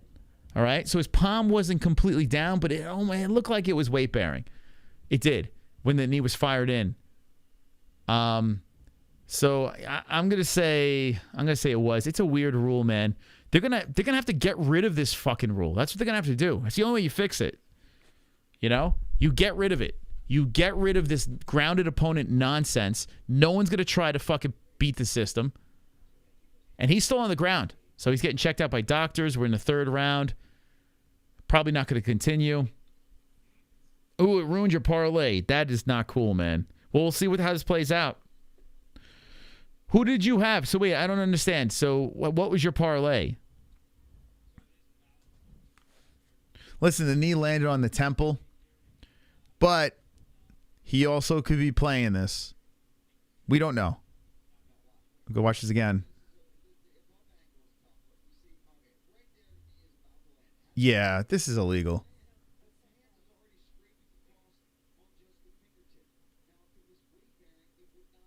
See, Polfelder says not. I disagree. I think it was. I think that is weight bearing. See, it's just a fucking stupid rule. It's a stupid rule, you know? He's saying he can't see out of the eye. Oh my God, dude. Oh my God. I didn't have dinner yet. I had a little fish. I had fish for breakfast and lunch. That's pretty disgusting, right? Because we have these factory meals I got to get through. They stopped the fight. Oh, my God. They called it. I mean, first 2 rounds, I mean, if it goes to what happened, it's going to be Piazzon's going to get the win. The thing is, you're not going to get a contract off that performance. Oof, that was a beautiful night of fights turned into a nightmare with this one here. Not, you know, listen, even though it was sloppy, it was ugly, a lot of grappling, I wanted to see how this played out. I really wanted to see how this played out, and for it to end like this is a bummer. And now Piazzon's emotional. He's crying. You know what? I'm going to say this. I got to be honest with you. I think he's actually telling the truth.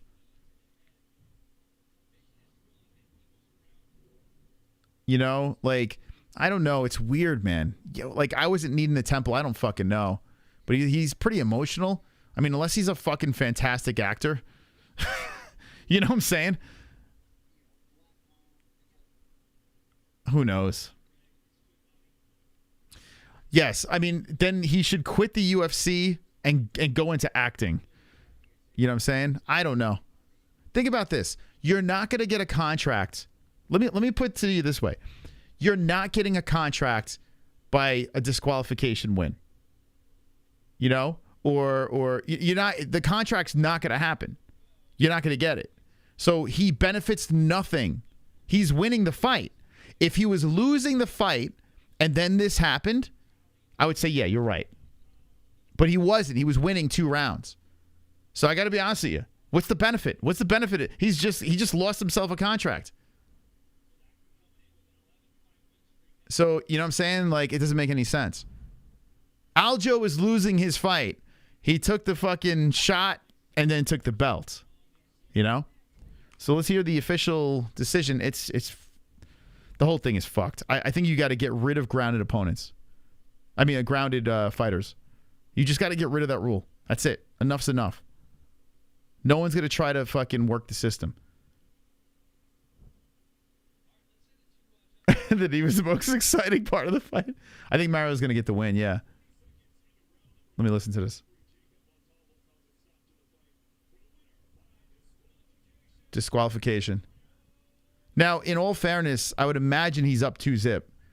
So he did win the first 2 rounds. He's just not going to get a contract. That's it.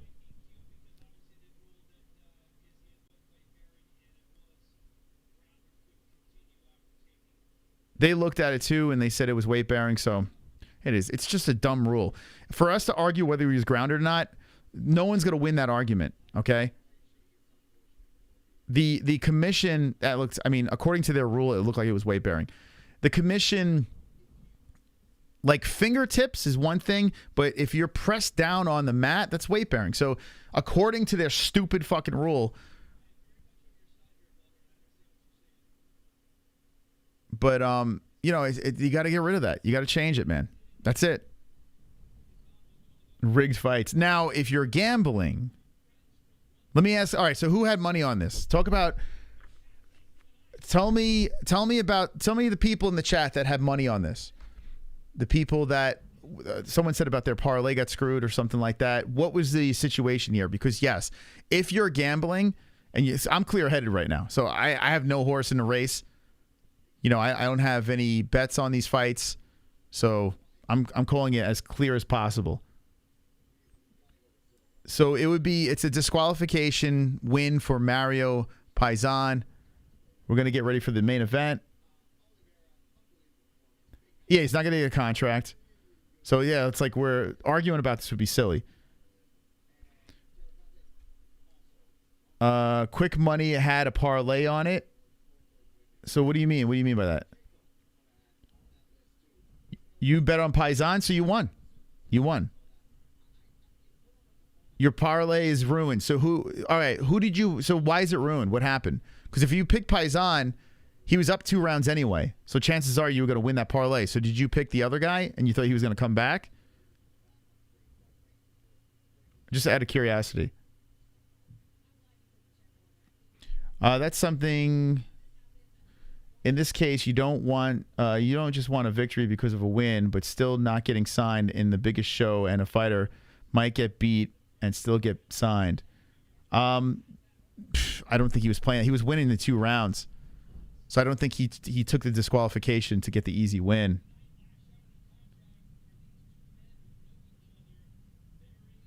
What are my power rankings? What? Soldatkin? So you picked Soldatkin? Is that what you're saying?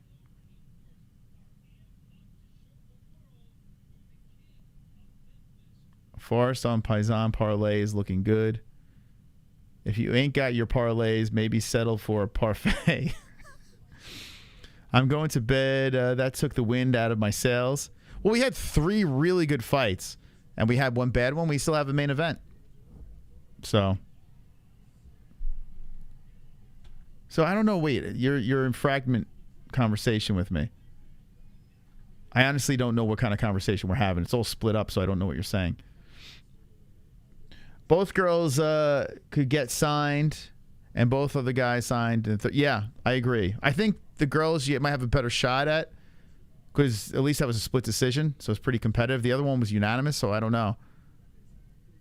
Gray area rule needs to be. Yeah, I have a feeling that rule is going to change. The way to fix it is you get rid of it, because listen, in that case, he's like, oh, I'm grounded. You know what I'm saying? So like, if that is not a thing anymore, you're going to be covering your fucking head and you're going to be eating body shots. You know what I'm saying? Or you're going to be covering your body and your head's open. So listen, get rid of the fucking rule. Go back to the old days. Go back to 1.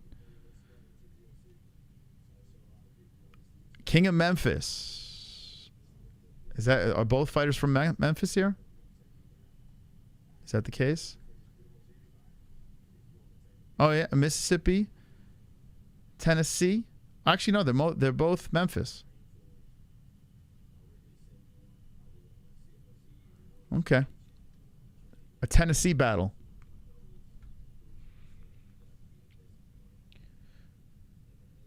What else we got here? What else we got? Elbow drop.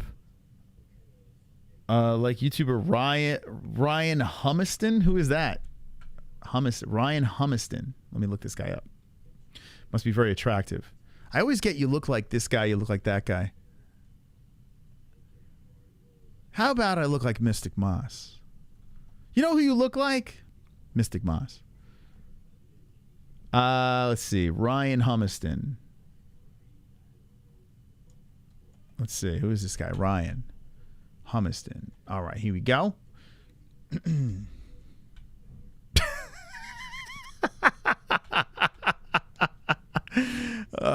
Yes. It's always guys that look like this. Hold on a second. Oh, that's fucking hilarious, man. Here's my twin. We have the same body, too.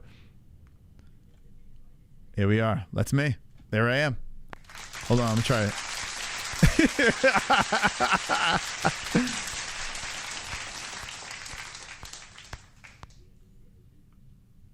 Oh, same physique. I get that a lot. You know who your body looks like? That guy's on steroids. I would never want to look like that. This one going to be fire. Should be good. It should be better than the last, right? Definitely better than the last fight. Hopefully. Can't get much worse. Okay, who you rooting for over here? Raheam or Danny Barlow? Let's go to the tail of the tape. That was a weird last fight, man. Hit the like button. Danny Barlow, 6'2", 5'11", Raheam Forrest. Forrest, 170. Barlow, 170. 28 years of age for Barlow, 26 for Forrest. 73-inch reach for Forrest. 79-inch reach for Barlow. So bigger, longer is Danny Barlow. Southpaw versus the switch hitter, Raheam. Who will win? Dun, dun. Let's go, Danny. He is the plus 100 underdog, but it's pretty close.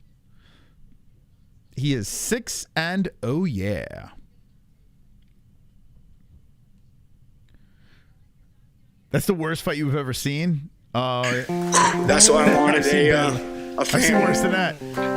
a sold out crowd to walk out that tunnel, blow the roof off this place, and look over and see my son like, wow, Dad, that's you. And see the look on his face. Wow, Dad. Wow, Dad. Let's go. You make me feel so proud. Daddy Cowboy. Can we sing in the chat? Make me feel so proud. Let's go. Daddy Cowboy. Don't cry. Don't cry, Daddy Cowboy, don't cry. You make me feel so proud. And see the look on his Daddy face. Cowboy. Wow, Dad. Wow, Dad. Wow, Dad. Let's go. Let's go. Let's go, Dad. What a freaking night of fights. Make the cowboy cry, please. Greetings from Germany. Let's go, Germany. Thank you. Thank you. Rafa Cops 2925. You are wonderful, wonderful. Let's go, champ.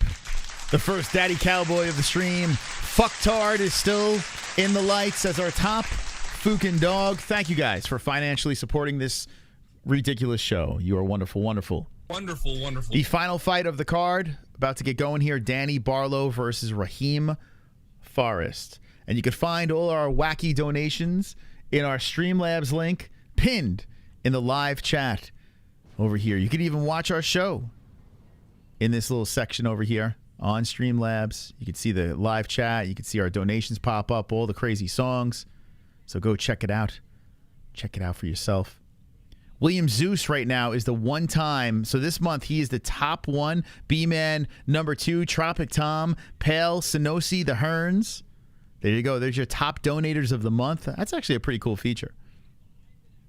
So the Zeus in first place on Streamlabs. Ote, here we go. I like that. I like that feature. Don't cry. Here we go. Round 1. Does it go to the distance? We've seen one finish, one disqualification, and 2 crazy decisions. Not the outcome, just crazy fights. All right, so Barlow in the red. Ooh, left hand by Barlow. He looked to slip that thing in there and go for the kill. Forrest, good head movement. Barlow with the inside leg kick. And Forrest comes back with the right hand. So I was looking at something real quick. So Forrest is switching on the stances, comes in with that kick. Barlow stands his ground. Man, both of these guys are looking for some heavy shots early. Man, this is not going to go to distance. Nice left by Barlow. Barlow trying to follow up with the head kick. But Forrest hits him with the outside leg kick. Tries for a head kick of his own. Whoa! Right hand by Forrest. Quickly comes in there. And Barlow slips to the mat. Gets back up. Barlow nice left-hander. Oh, shit, Forrest is on deer legs. And here comes the Barlow. Barlow comes in with a flurry. Forrest is trying to stay alive. He's protecting. He's trying to clinch up. A knee to the body by Barlow. Uppercut Barlow. Left hand Barlow. Barlow's going in. Forrest is trying to recuperate. Those legs look weak. And here's left hands. Left. That's it. That is it. Barlow with the barrage at the end. Mean mugs the corner, walks around, shushes the crowd, and gets the carnage. Whoa.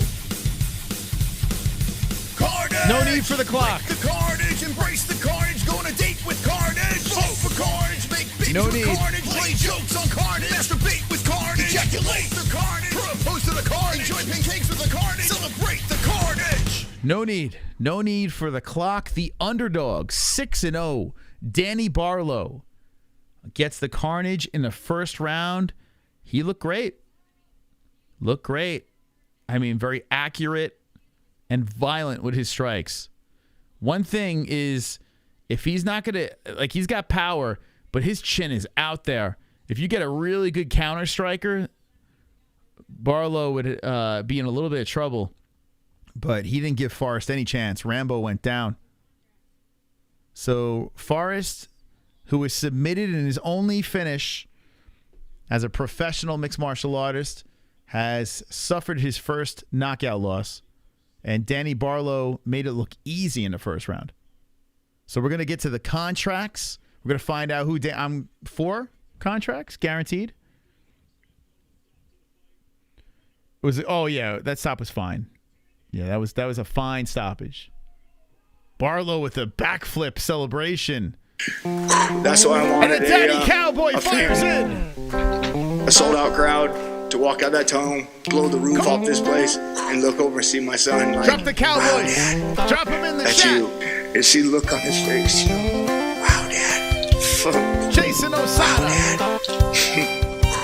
Make me feel so proud, Daddy Cowboy. I want you all to sing in the chat. You make me feel so proud. Daddy Cowboy. Don't cry. Don't cry, Daddy Cowboy, don't cry. On a Tuesday night. You make me feel so proud, And see the look on his Daddy face. Cowboy. Wow, Dad. Wow, Dad. Wow, back-to-back crying Cowboys. Thank you.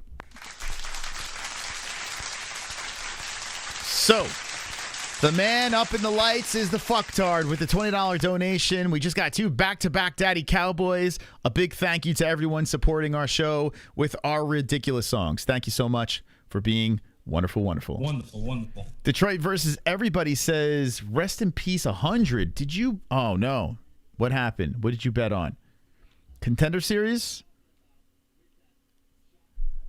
What happened? What happened? All right, so we're going to wait for the official contract announcements. Who's going to be in the UFC? Let me just check to see if Mr. Dana White is going to be talking to the media. Don't cry, Daddy. It's not looking like it.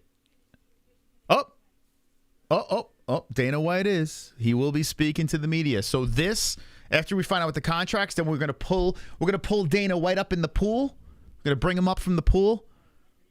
We're gonna dry him off, and we're gonna listen to what Dana White has to say, talking about the Contender series, and of course, all the craziness that's, all the crazy news with the UFC. So many fights announced. So let's go.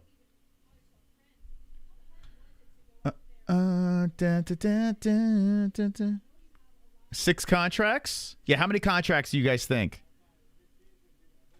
You'd be called the final boss if you were an MMA fighter? Yeah, what would everyone in the chat, tell me if you were an MMA fighter or a boxer or any sort of combat sports athlete, what would be your name, your alter ego? What would it be? Mine would be Daddy Cowboy. Chris! Daddy Cowboy! You should make a donation with Cowboys music video. I should make a donation with Cowboys. Oh, that video. That's something else. Yeah, that's something else. Thank you. Thank you very much for your contribution. The Dick Stomper, Seal, The Girth. Feeling friendly tonight. Dana Signs, everyone. I don't know about Mr. Disqualification. I don't know about, I think that guy did the fight start. By the way, I think I convinced Devin Clark into getting an MMA hole tattoo. So go to his last Instagram post, find the MMA Holes comment on there, and tell him that he should get an MMA Holes tattoo. I need you guys. Who has Instagram? Who has Instagram? Let's troll Devin Clark a little bit. Who's got IG? I need you guys to do me a favor. Let's have a little fun. The Brown Bear, who's good friends with John Jones and been on a show a bunch of times. He's a great guy. Devin's a great dude. He's back getting ready for another fight. Okay, he put a post up. It'd be funny if he just like looks on his Instagram. He sees like a bunch of MMA holes spamming him. All right, so here's the post over here. You find the MMA holes response. Okay, right over here. Me and Devin were going back and forth, and say, Devin, yeah, you got to get an MMA holes tattoo, okay? And just hop into this little thread over here, bust his chops, tell him where you want that MMA holes tattoo, okay? And go follow him on Instagram over there. Thank you. I'll follow back in. That's your homework for us to wait for these contracts.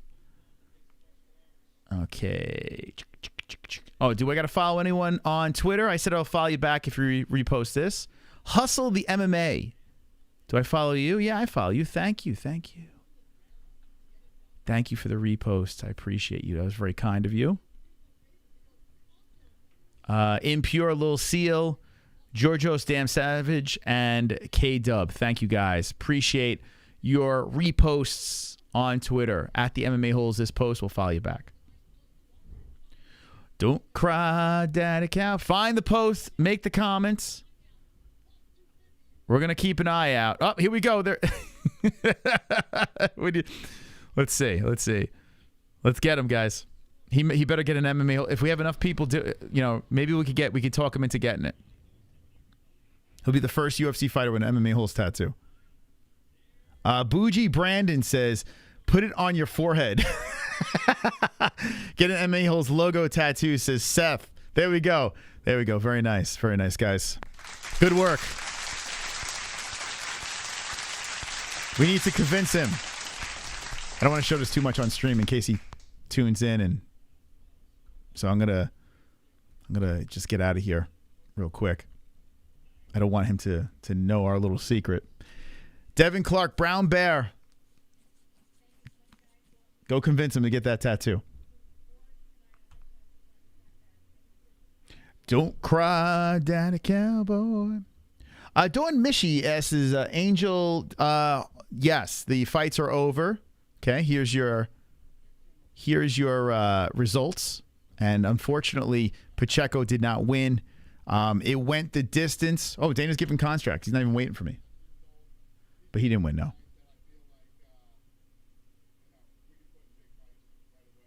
Okay, here we go.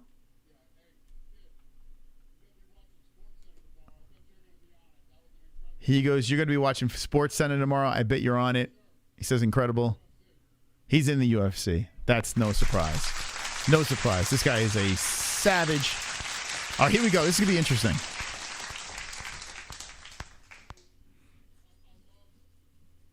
Contract time, boys. Okay. I mean this in a respectful way. Look like two dudes in there fighting. That's what I said. He just called this bitch a dude.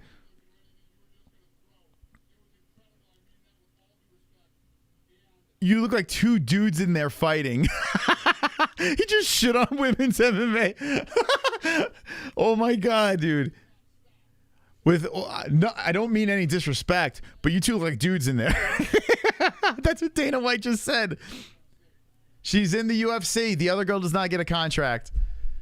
But this dude does. Okay. Not surprised? That's so funny. Okay, this dude's going to get a contract. Hey, I said it on air. I said it here. I said it here. I said the exact same thing. Oh, these guys are in the hospital.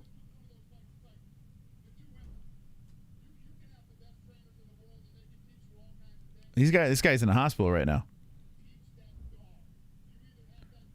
You can't teach that dog. You either have that dog inside. Both of these guys have that dog. They both got a contract? Did they really? Wait, did he say both of them? I didn't hear the other one. Did he say that? Really? All right, then we were right.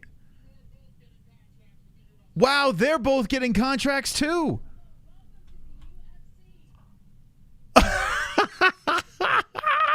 Yo, whoever's in the chat, Pacheco got a contract too.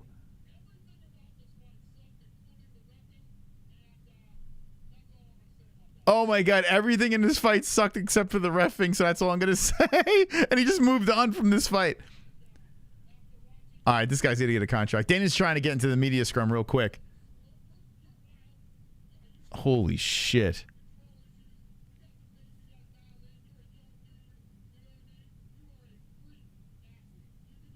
You're a freak athlete. You're a young dude. All right, this guy's going to get a contract. All right, so, guys. Okay. I mean, this night has been pretty wild. One dud of a fight, the Piazzon versus Soldatkin. But I got to be honest with you, I wanted to see what happened in that third round. Unfortunately, disqualification happened. So those two, we forget. But everyone else besides, oh my God, could you imagine being Madrigal or being Raheam Forrest? Could you imagine being those two dudes? Everyone else that competed tonight got a contract. Danny Barlow, the two people here, Silva versus Pacheco was a banger of a fight. And the female fight, when this fight was going down, we were like, oh, they both got to get a contract, and they both did. So Karikate, Ernesta, and Carly Judas, just like we said, this is like watching dudes fight. Boy, that's crazy, man. This guy is a beast. This guy's a freaking savage. Good prospects coming out of this Contender series. Really solid prospects. You get a contract. Everyone gets a contract. You know what's crazy about the girls?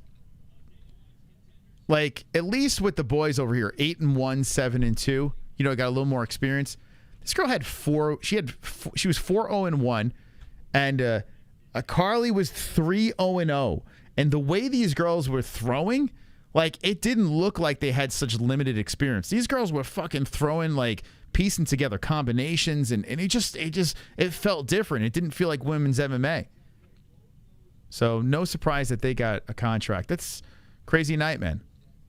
All right, so this is what I'm going to do. I'm going to play a quick break. When we come back, we're going to bring in Dana White out of the pool. Okay? He's going to talk to us. He's going to talk to the people. He's going to talk to the MMA-Holes live on the show. So make sure you stick around. You hit the like button. After this break, we will be right back with the boss, Dana White, in a pool. Stand by. We'll be right back. Wonderful, wonderful.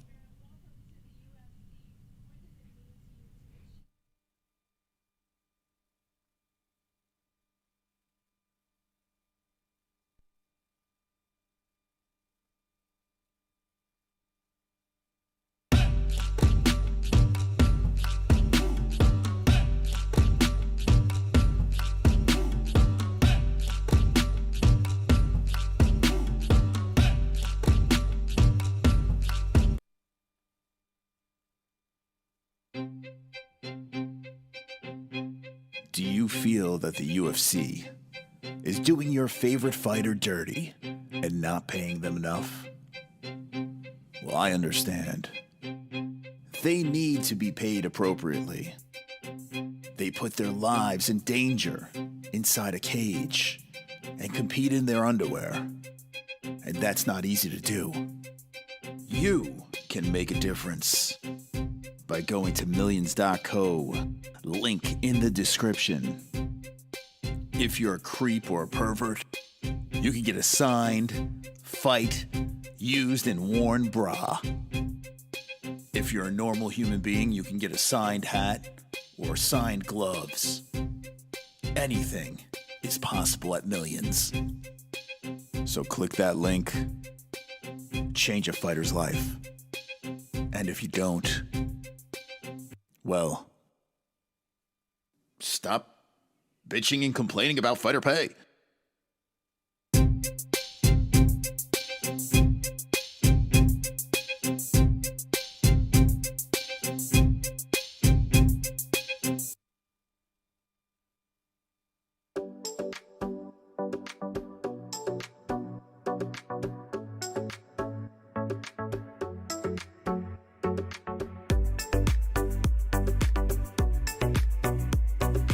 Whoops. Oh, damn.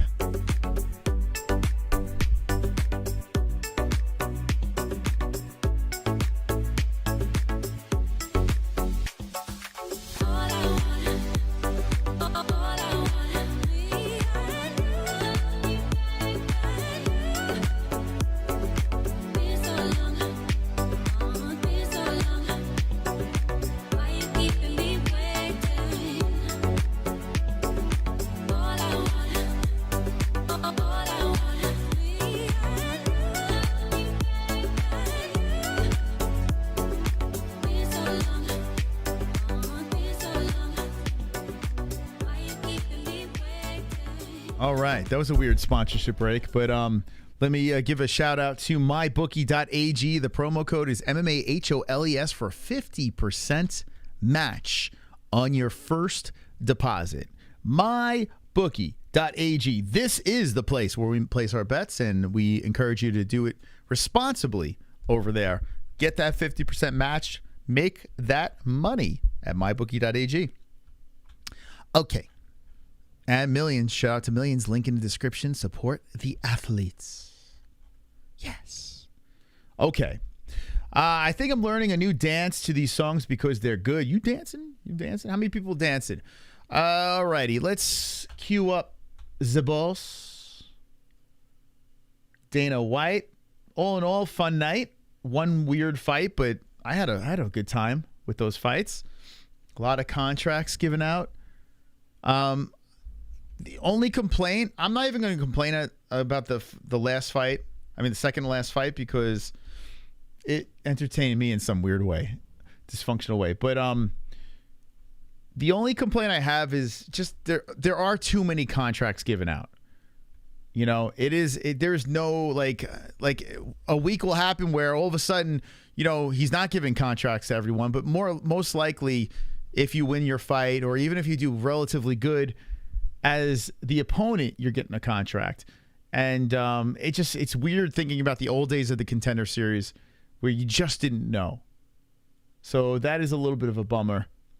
But that's my little nitpick of the Contender series. All in all, I'm very entertained by it. Okay. Amen. And oh, look, Dana. Let's put Dana in the pool. He's ready. Dana, you didn't. All right, here we go. We're going to roll right into it. We're going to bring the boss in, Mr. Dana White. If you don't know who Dana White is, well, he just happens to be the face of the UFC. This guy is one of the reasons why the UFC is so massive and incredible. So we're gonna pull him. He was underwater the entire stream, and we're gonna pull him out, right? And how many Incredibles are we gonna get? Over, under? What are we saying here? My bookie needs to put that up, ladies and gentlemen. I bring to you the boss, Dana White. History, would you say? yeah, it was awesome. Almost perfect. Let's go through, I guess, Danny Barlow, the main event. You said he kind of saved things raw, young, you know, as you said, things to work on. That's what I think too. I think he's kind of wild, gets out there, but I didn't get to see enough of him either. You know, from what I saw, he's very wild, but he's a freak athlete. If that kid can get dialed in, and you know, who knows?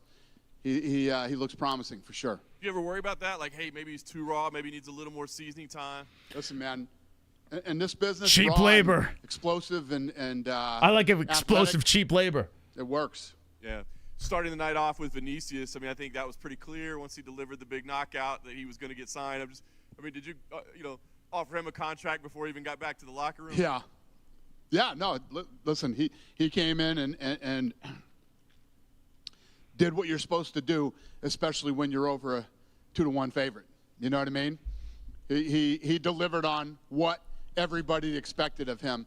And if that isn't on SportsCenter's top 10 tomorrow, there's going to be some crazy shit going on in sports tonight. That's for sure. A lot of baseball going on right now. So yeah.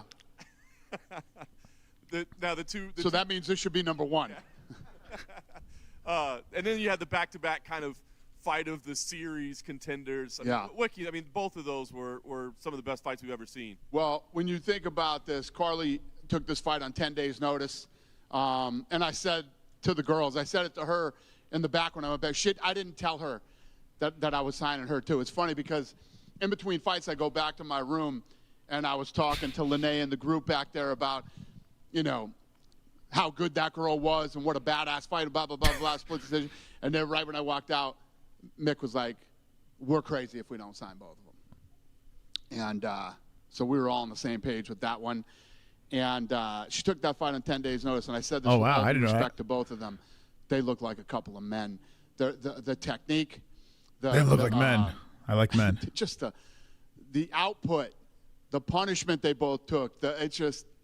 It was almost like they had an agreement to not go to the ground, and they're just going to, I don't know.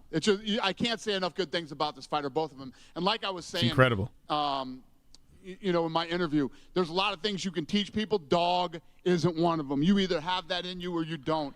And both of these girls and both of the guys have truckloads of it. When did you make the decision on Pacheco? Because you told him you were going to give him his win money. Was it when you were standing up there that you finally decided you wanted to sign him as well? Or did you kind of know immediately after the fight, we're bringing these two guys in as well? I went back there to tell him he was going to get his win money. When I went back there, his ear's hanging off. He's crying. And he looks at me and he says, I told him I'm going to pay you your win money. He could give a fuck that I'm going to give him his win money. And he's crying. He said, I wanted to win this fight so bad. I want to be in the UFC so bad. If there's ever a late-minute pullout or there's anything, please think of me. So, I said, that's actual audio. You are right up my alley. We're going to pay you your win money. And I went back and told the boys, we're signing this. There you go. Just cry. You want to be in the UFC that bad?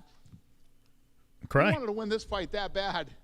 How bad do you think he wants to win his first UFC fight? I mean, it's going to be, it's funny. We Jokes. were, after the fight, I forgot what I was going to say. Anyway, yeah. This guy, he's talking about Pacheco. Whatever I was going to say was pretty good, too, but I can't remember what the fuck I was going to say. Do you have an update on him? He's at the hospital right now. Do you have an update on his ear? Is there? It was like, this is like one of the first times there's like nobody there to give contracts to. Everybody's at the hospital. Well, almost everybody. I love kids like this. And tonight, signing both of the people is what this show is all about. Oh, that's what it was. After the fight was over, Cub Swanson walks over and goes, "That guy's fucking nuts." Talking about, if Cub says you're nuts, about Angel, and yeah. If Cub says you're nuts, then that's a compliment.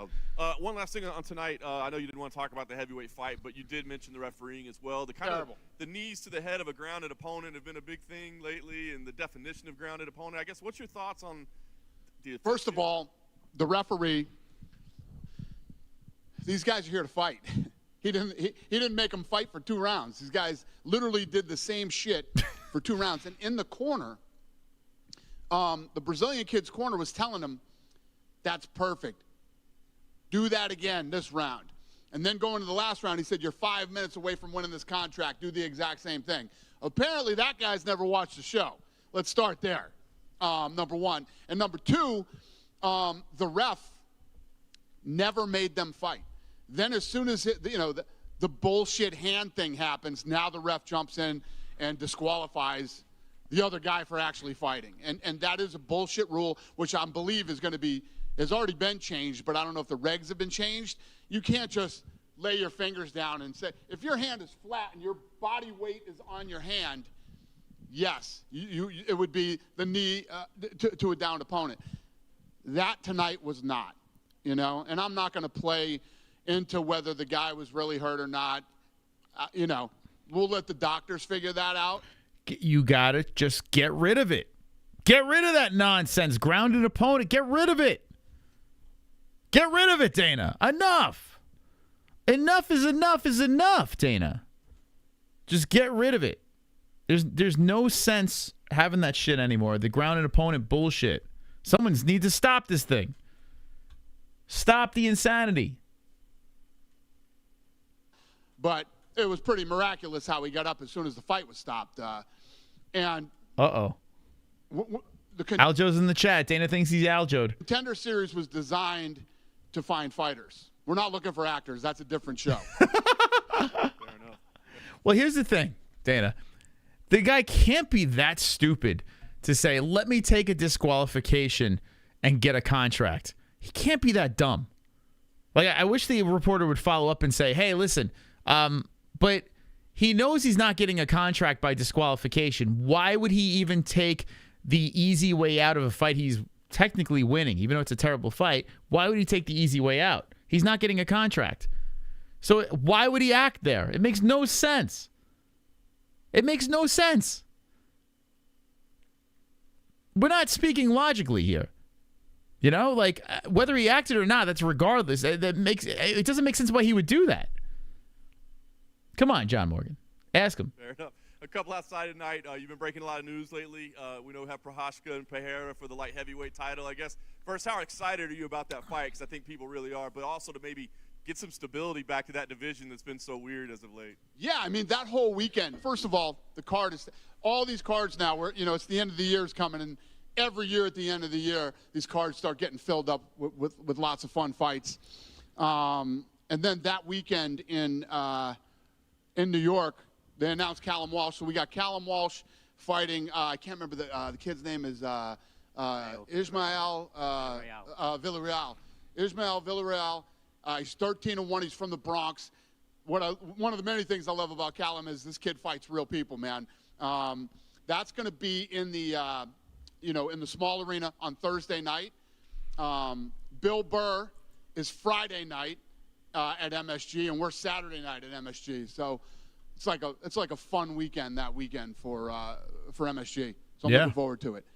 Yeah. I don't know what you asked me, but I hope I answered your question. I was asking about the light heavyweight division, and I guess the idea would be, I mean, Jamal, when he comes back, like he fights for a title right away, whether it's next or whether it's 2 fights 100%. 100%. And then the other thing with the 2 title fights at 296, I think everybody finally realized Conor McGregor is definitely not fighting this year because the end of the year is done. I guess what can you tell us the latest on Conor and maybe the latest on Chandler as well? Are you staying in touch with him? Is he ready to move on? What's kind of the play with both? I got nothing on either one of those guys right now. I mean, I've been saying, for a while, next year is when Conor's going to fight. And then obviously, if Chandler gets antsy, we'll figure something out. I think Chandler's got a bunch of money. He's hanging out with his family, and when the time is right for the Conor fight, I'm sure that's the fight he wants. Nice. And just I'm not speaking for him. I'm just saying. I'm assuming. Yeah. Last thing I would ask you: the Mark Hunt lawsuit got dismissed today. Just curious if you had any comments about that. Oh, this should be good. I mean, it's never been. Listen, Mark Hunt he's lost so many lawsuits against us. It's insane. He's a bit of a delusional guy. He's going to have to pay some legal fees. Oh, my God, Yeah, dude. just going back to tonight, when you have fights like you have tonight where they're crazy and you want to sign both people, is there any part of you that thinks, maybe we should start looking at Contender Series bonuses, Fight of the Night bonuses? Yeah, I mean, listen, if Fight of the Night bonuses on this fucking show, I mean, you'd be giving how would you pick? I mean, it's tough enough on UFC cards. On these things, it's like, it's tough. But I think the bonuses that I end up doing is when I decide to give, somebody their win money too. There's been a lot of that in this show. A lot of that. You mentioned Callum Walsh. Hey, man, I'm already paying him. I'm already paying him $5,000 to show up. How much more do you want me to give him? Incredibly unfortunate. Production of that show is fantastic. Wait, hold on a second here. Hold on a second. What was the question? I mean, how could they afford to give out bonuses? They're already paying him $5,000 to fight, right? are starting to come out that Showtime might be leaving boxing. Showtime might be leaving boxing. Where is Jimmy Lennon Jr. gonna go now? Showtime. Ooh. Did Bellator kill Showtime? Did they destroy it for everything? Dude, if Showtime is leaving boxing, dude, what the hell is going on?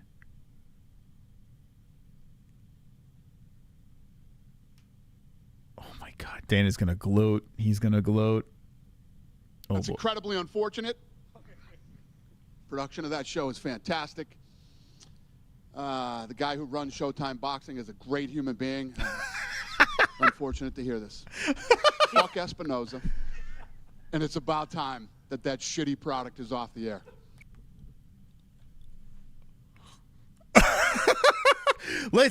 Let's hear it again. Let's hear it again, and let's hear it in a slower motion, okay? Okay, let's absorb this, okay? Ready? Boxing is a great human being. It's unfortunate to hear this. Fuck Espinoza. And it's about time that shitty product is off the air.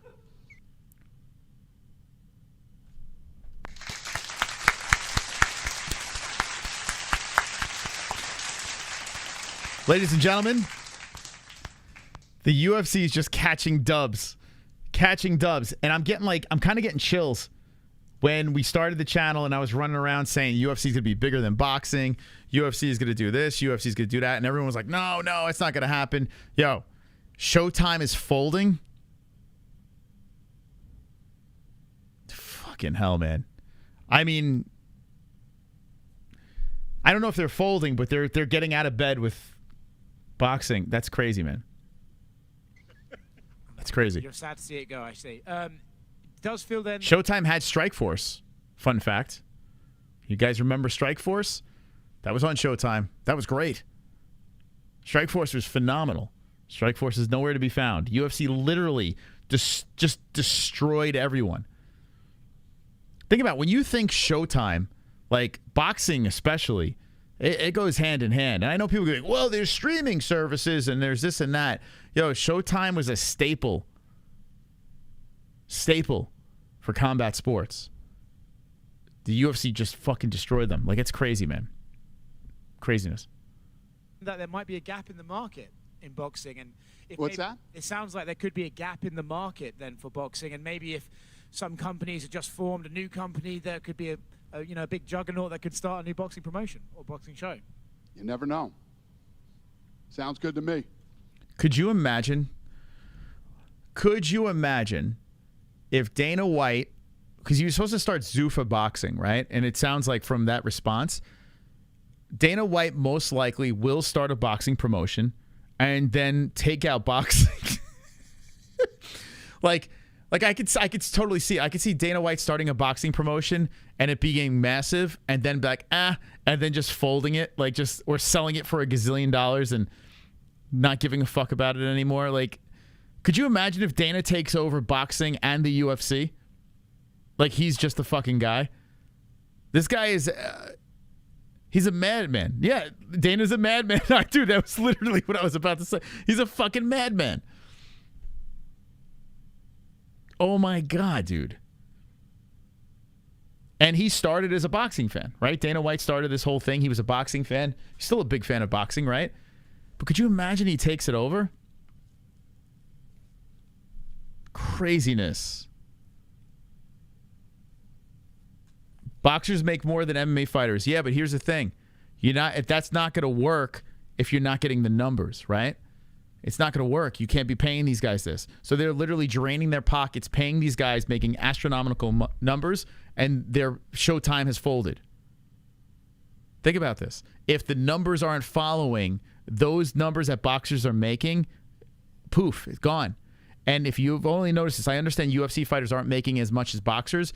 The UFC has not been around as long as boxing. Boxing's been around since the dinosaurs are fucking living. UFC is still a baby. Once UFC is around as long as boxing's been around, watch what happens. It's crazy. We're still in the infant stages of the UFC, and look how massive they are right now. It's crazy, man. It's crazy what's happening here. And I'm not doing this to shit on boxing. What I'm saying is the UFC is gonna just blow past everything. It is. It's just because what is it? It's more pure fighting, right? Like you can kick, you can knee, you can fucking wrestle on the ground, you can do everything. Whereas boxing is just one thing, right? And boxing's still popular. I'm not saying it's dead right now. I'm not saying that. But what I'm saying is the UFC is going this way and the boxing's going this way. And I would imagine that Dana White's going to jump into the boxing world, and he's gonna try to cash in on that and do great things in boxing and say, look at the numbers. Ever since I took over boxing, look what's happened. But what is it the UFC had done? They bought companies and then they destroyed them on purpose so the UFC can thrive. They did it with Strikeforce. They did it with Pride. Like, they didn't have to do it with Bellator. Bellator did it to himself. It's pretty wild. It's pretty wild. And the whole thing, like MMA versus boxing and this and stuff, like the fans, we should all just get along at the end of the day. It's not like we could all coexist. It's just, I'm just talking business. That's all I'm talking about. Like, as a business, like if I were a fan of something and then something new pops up and I'm like, well, no, I'm going to stick to my guns. I'm going to stick with what I love. I get it why boxing fans, are anti-MMA and this and that, because it's the fucking new shiny toy that popped up and everyone's into, So I get it. But what's happening is you have influencer boxing that's happening right now. It's tarnishing the sport. You got Showtime leaving. Like, this is crazy, man. We're in a weird time. Hi, Dana. I just wanted to ask about the matchmaking for Patty and Tony. Sounds like an exciting fight, but a lot of fans seem to be pushing back on it. Can you talk to me about, your thoughts on that fight? He's going to probably say anything can happen. He's probably going to say something like that. Look at these upsets we've had. I'm trying to think of where Dana's going to go with this. Look at Sean Strickland beating Israel. No one thought Sean was going to win that fight. Like, that's what Dana's going to say. I hope he doesn't. I hope he says, yes, we fucked up. Let's see. I agree with you because I think a lot of people think that Patty is unproven, and I think a lot of people feel like this is a fight that Tony isn't in deep water like he's been in his last several fights. I think the matchmaking and the timing on this fight is excellent and couldn't be more perfect.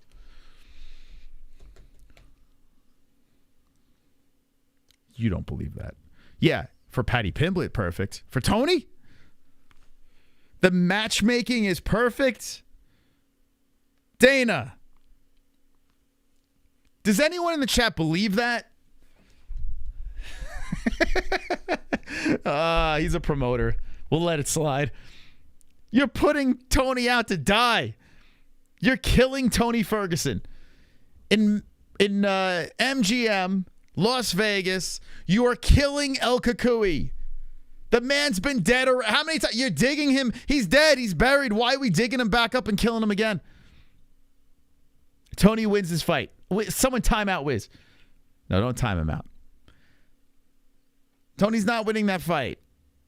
I like Tony a lot. I picked Tony in the last 2 fights. The dude is dead. If you look at Tony's here we go. last few fights that he's fought, he looked damn good before, the Chandler finish. And every fight that he's fought in the last, 2 or 3 fights, he looked damn good right up until the end.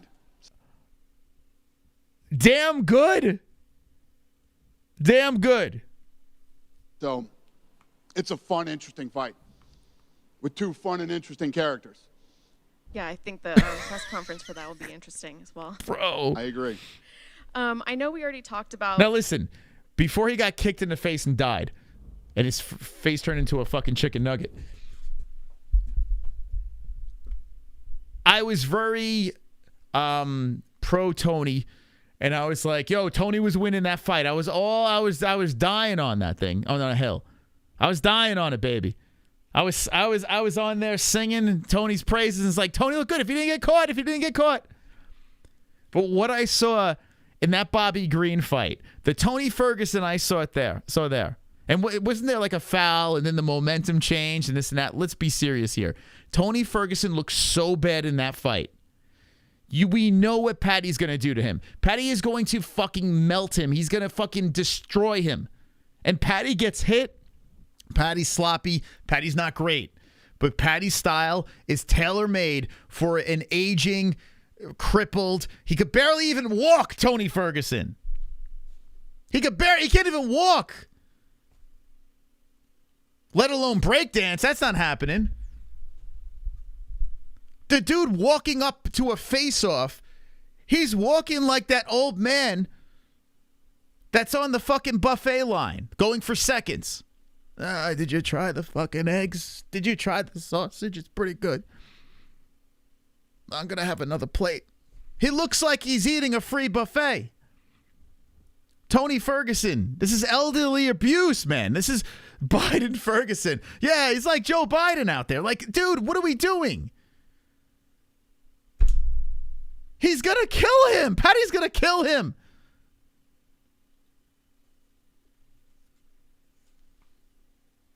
Go watch Tony Ferguson versus Edson Barboza. Any position Tony was in, savage. Savage. Dana White, we know what you're doing. I love Dana White. He's a great promoter. But come on, I'm not fucking an idiot. I know what's going on here. I know what's going to happen. Patty's going to fucking dismantle this man. And you're using his name. You're using him as a stepping stool. A stepping stone. You bastard. The PFL Bellator potential buyout, there's now a rumor that Bellator may just be going under completely, and that would leave quite a few fighters open, needing places to fight. And I'm wondering if there's ever been a thought about bringing Data just goes, fuck him. people like Johnny Eblin or Patricio into UFC, if you guys would be open to something like Because that. who? Well, I haven't heard that, and I don't really know a lot about what's going on with that whole thing. And I think I gave my opinion of that earlier a couple months ago. So it wouldn't be shocking if it didn't happen. I never really thought it made sense in the first place, but I don't want to underestimate Blockbuster or Netflix or whatever it was said, but I don't know. I never got it, but I don't know. It's nothing that I haven't even thought about. I mean, if we were even remotely interested in Bellator, we would have been a bidder. But there's nothing really at Bellator that's really interested me. So, but the question was, are you going to bring their fighters over like a Michael Chandler? You know, it'd be hilarious if Dana White, any Bellator fighters that want to come over to the UFC, he puts them in the Contender Series or puts them all on Tough. That's what he should do. He should do like the Ultimate Fighter. Like, if you're going to bring these Bellator guys over that everyone's like, oh, they'd be great on the UFC, put them in Tough. Put them in the fucking Tough House. It'd be so fucking funny. I would watch that season of just, and then put them against guys that'll probably fuck them up, you know, like. That's what he should do. Just put them in Tough. Or put them on the Contender Series and don't give them contracts. Dude, it'd be hilarious. Like, have them win their fights in the Contender Series, and then he'd be like, nah, no contract. But Dana, he finished them. Nah. Oh, super chat. Oh, that'd be amazing. That's what Dana's got to do. Putting Tony out to pasture like that is messed up. It is. It is messed up, man. And listen, I'm going to watch. Whoa. Carnage! Carnage! Listen, make no mistake, I'm going to watch and pay for the pay-per-view, of course, but I'm going to complain the whole way there. I'm going to try to defend Tony Ferguson because he can't defend himself, man. So I'm going to try to defend Tony and say we don't stand for this. But yes, I'll watch him get his face beaten to the mat. Why not? I don't stand for it. It's wrong. What do you guys think they should do? Eblin is ready for a top. Yeah, listen, Eblin's legit. There's no doubt about it. Eblin's legit. There's a couple of guys I wouldn't mind seeing over there. Not many. I would like to see Pico in the UFC. I would. Like, the kid's a savage. He's not a perfect fighter, but he's exciting. Throw fucking Pico on the roster, but first put him in the Contender Series. Don't give him a contract. Make him come back. So even like maybe just one or two fighters, you're not interested in. Oh, I'm not saying that there weren't some guys but we're not really thinking about or looking at that at all right now. As far as I know them, the PFL deal's happening. So. Patricio came out last week. The reason I'm asking, he said he would love to fight in the UFC to kind of finish off his career. Is that a name that would interest you at all? Listen, I haven't been thinking about anybody, but who knows? Who knows what could happen? Thank you. See how that whole thing plays out. And yeah, why is he going to answer that question? He's not going to answer that. I wouldn't expect him to answer that question. Like, he won. Bellator's folding. If guys come over, they're somewhat interesting, the fans are interested, all right, sure, give him a little contract. He doesn't want to pay them. I mean, the beauty is he could pay them whatever the fuck he wants, right? They have no leverage.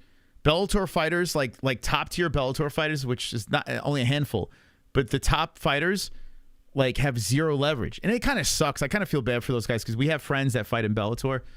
So that's a bummer, you know? But the bright side is maybe these guys will somehow find a way in the Contender Series, some of the younger guys. Like the Montalvo. Like, I would love to see Montalvo get a shot in the Contender Series. He's a good dude. You know, I don't want to see the fighters get fucked. So, I don't know. I'm going to stop making jokes. Dana, where does that Pacheco featherweight performance rank in Contender Series history for you? yeah, I mean, they destroyed the Contender Series significant strikes record. Destroyed it. Yeah, it's one of the best fights ever in the history of the Contender Series. I mean, yeah, it was awesome. Last year, I feel like Bo Nickel, Cameron Simon, and Raul Rosas, those were the headlines, I feel, for the show last year. Do you feel this year the headlines are the wars that we saw tonight? Yeah. Yeah, tonight was one of the best nights. You know, tell me the last women's fight you saw that was an absolute dog fight like that. And I mean, I haven't seen something like that since Joanna and Whaley. You know what I mean? This was good. It was that good. Worth a rewatch. On the subject of prospects, you mentioned Callum Walsh earlier. It's Ismail Villarreal. He's fighting on the Thursday. Are you going to watch it live in the theater? I'll be there. Yeah. Oh, yeah, I'll be there for that fight. Who? I saw him fight for the first time about 18 months ago at Montebello. I think you were there on a different night. How are you kind of, you know, how do you rate his development, you know, in the 18 months that you've kind of been following him? Callum? Yeah, Callum. Yeah, Walsh. listen, like I said, this kid's been fighting real guys. You know, normally they give you a bunch of stiffs on your way up in boxing. This kid's doing it the right way. And I think that, Who? You know, the UFC has been the model to prove that when you fight legit fights all the way up, nobody questions you when you become the champion. Oh, you know, he's this, he's that. You got another guy over here that he didn't face you. You fight all the best on your way up. Does anyone know who he's talking? I guess it's a boxer. Yeah, that's what he said, right? But does anyone know who this is? Any boxing fans knew who that is? I have no idea who that is. I guess he's a good prospect. It's tough for people not to look at you as the man. So, you know, and the experience that you get in those type of fights. And for Callum, this kid should be a great fight. Plus, you got the whole, you know, he's from Ireland. This kid's from New York. You got, you know, a local New Yorker. Plus, Tom Loeffler, Bill, I love the matchmaking. And that's why I put his boxing cards on UFC Fight Pass. Just like tonight, I'm all about matchmaking, man. I love good matchmaking. And Tom Loeffler is the best matchmaker in boxing. From what you've seen, are you kind of like, I see him getting more media now, Callum. Is it kind of like reinforcing what you liked about him? Do you feel like more people are kind of becoming aware that this kid might be a future superstar in boxing? Who is this guy? Do I think that that he could? He's getting more media now, Callum Walsh. Do you feel like it's kind of reinforcing what you first saw in him, you know, 2 years ago, that he could be a future superstar? 100%. Yeah, I mean, from the minute, and not just me, Freddie Roach too. I mean, Freddie Roach is a big believer in Callum. So, yeah, I was on board early, and you know, I've done everything that I can do to help to expose him to more people and get people into watching his fights. And you know, I look forward to hopefully in the next year or so seeing him fight for a title. You told me a couple of weeks ago that there is room for boxing So this guy here, he's an Irish kid. Callum Walsh. What's his deal? Boxing Irish prospect. Man, this guy's all over him. Like, I guess I don't know anything about him. Let's see. You guys heard of this dude? He's 8-0, so he's super young. This is IG. Got a bunch of followers, 161K. 8-0. He's out of Los Angeles. Irish kid. I guess there's a lot of here. That's what we got here. He hits hard. Damn. Yo, look at these fucking. Like I said, we don't know who he's fighting, but he just mowed that dude down. Interesting. Never heard. Any of you guys ever heard of him? Yeah, Freddie Roach. I mean, you know who he is, right? Manny Pacquiao's coach. That guy's. He had like a stroke or some shit. Okay. Don't know about it. I'm interested. Never heard of him. Boxing division at TKO, and that you'd create it. Is Callum the kind of boxer that could box under the TKO banner? Well, hypothetically, sure, he'd be a guy that I'd be interested in. Thanks, Dana. Thanks. Hey, Dana. Yeah. The main event was kind of billed as the Battle of Memphis, Tennessee, because both guys were from Memphis. Both guys were the regional team was trying to get them to fight for many years, but they would never fight because they were friends and they wanted to get paid. So then they get matched. I didn't even know that. So then they get matched up on the Contender series, and they throw that out the window. And I'm sure that, obviously you're not a fan of fighters not wanting to fight friends, but they went out there and went to war. 100%. And both of those guys were super explosive. It's almost like whoever was going to land that good shot first was going to win the fight. Yeah, both guys look great right up until the end. You said for Vinicius Oliveira that you could see him in big fights. What does that mean? Like, does that mean you want to throw him like on a big card, a big opponent, a top opponent? Like, what do you mean by when you say that? Yeah, I think that when you have a guy that has this type of experience. He had to go back to his notes. He's like, he already forgot who the guy was. I had to go back to him. I'm like, wait, who was that again? This guy's a beast. He's won 7 of his last 8. Nearly all of his wins are by finish. He's been fighting since 15. And, he held the title somewhere, which means he's done 5 rounds or been in 5-round fights. He's coming into the UFC, and he's got to shake out those UFC jitters for the first couple fights, but he's the guy that you can throw in some real fights. I wanted your reaction to Bryce Mitchell bringing his Bible into the cage and saying freedom. Like, what was your reaction when you saw that? I got no reaction. You know how I am here. Whatever you're into, man, there's no muzzles here. There's no, whoever you are, whatever you believe, whatever you think. We've heard it all, seen it all, and, well, we think we have. Well, who knows what's next, but, this is one of those places where you say what you feel and you say what you want. And just don't bring a flag into the cage, a pesky flag. That's where we draw the line. If you bring a flag in, well, no, that's naughty. It's all good with me. And then finally, or don't bring pesky sponsors in either. Don't bring those pesky outside sponsors in that cage. No. But everything else is fine. On the main event, obviously, Rafael Fiziev blew his ACL. It was confirmed today. He's probably out for a year. But what do you see for Gamrot? Is he inching closer to a title shot? Like what do you think of? I mean, it only was a 2-round fight, but what do you think of that fight, and what do you think of him? Well, it's one of those things where we look at.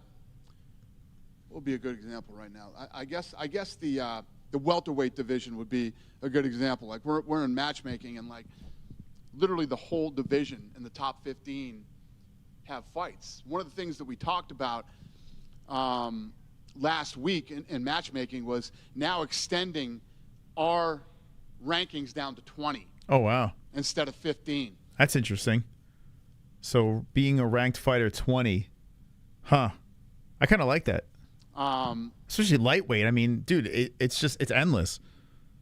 You know, in the room when we're looking at these guys. Good night, K-Dog. Thanks for stopping by, man. Guys, because we have almost the whole welterweight division lined up with fights right now. So, in your question for him, it would be timing. You know what we're gonna see? We're gonna start. They're gonna extend it to 20, and then they're gonna have like 20 ranked number 20 versus number 5. Well, he's ranked. That's exactly why they're doing it. There's gonna be like this 15 fighter jump where they're gonna be like, well, but he's ranked. That's exactly what they're gonna do. Oh, maybe I don't like it. I don't know. They're doing that shit. You know, who's fighting, who's not, what works, what doesn't. So to say, how far away is he from a title shot? He's a couple. He's got to get a couple key wins. And finally, you brought up the welterweight division. The only fighter that does not have a fight is Bilal Muhammad. Is he being eyed as the Bilal Muhammad has a fight. Oh, he has a fight. Oh. Can you? No, I'm not going to tell you. So Bilal Muhammad is the standby fighter? Is he the standby fighter for Colby and Edwards? That's it. That's got to be it. I would imagine, right? What do we got? Bilal's got a fight, but he's not telling. So is that it, guys? What is he saying? What the fuck what? Bilal versus Usman, I guess? I have a feeling he's going to be the fill-in guy, right?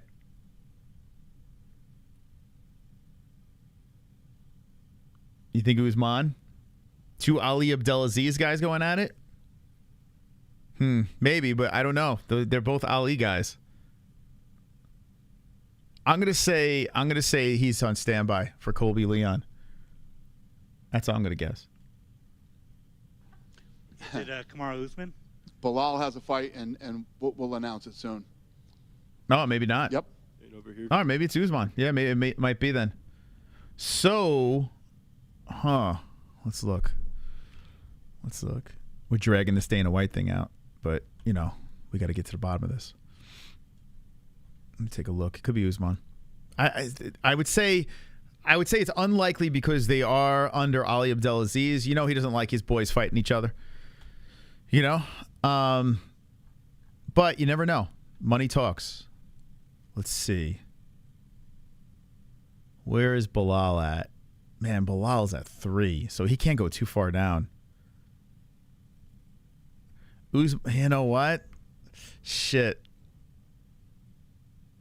You know what? It probably is Usman. Yeah, it probably is. Hamza doesn't count. Colby's fighting Leon, and he's not going to go down and fight Gilbert again, which is only 1 fight. But imagine they ran that fight back. I don't think that's going to happen. Rachmanov is fighting already. Thompson. And now you got Jeff Neal, and Brady's locked up with who? They announced something with Brady. I can't remember who it was.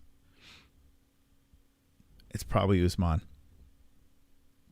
If he is not the fill-in for Colby and Edwards, so he probably has Usman, and that's going to mean that maybe Gilbert Burns will be the fill-in for Leon and Colby. Yeah, Bilal Usman makes sense. Yeah, it makes sense. Wow.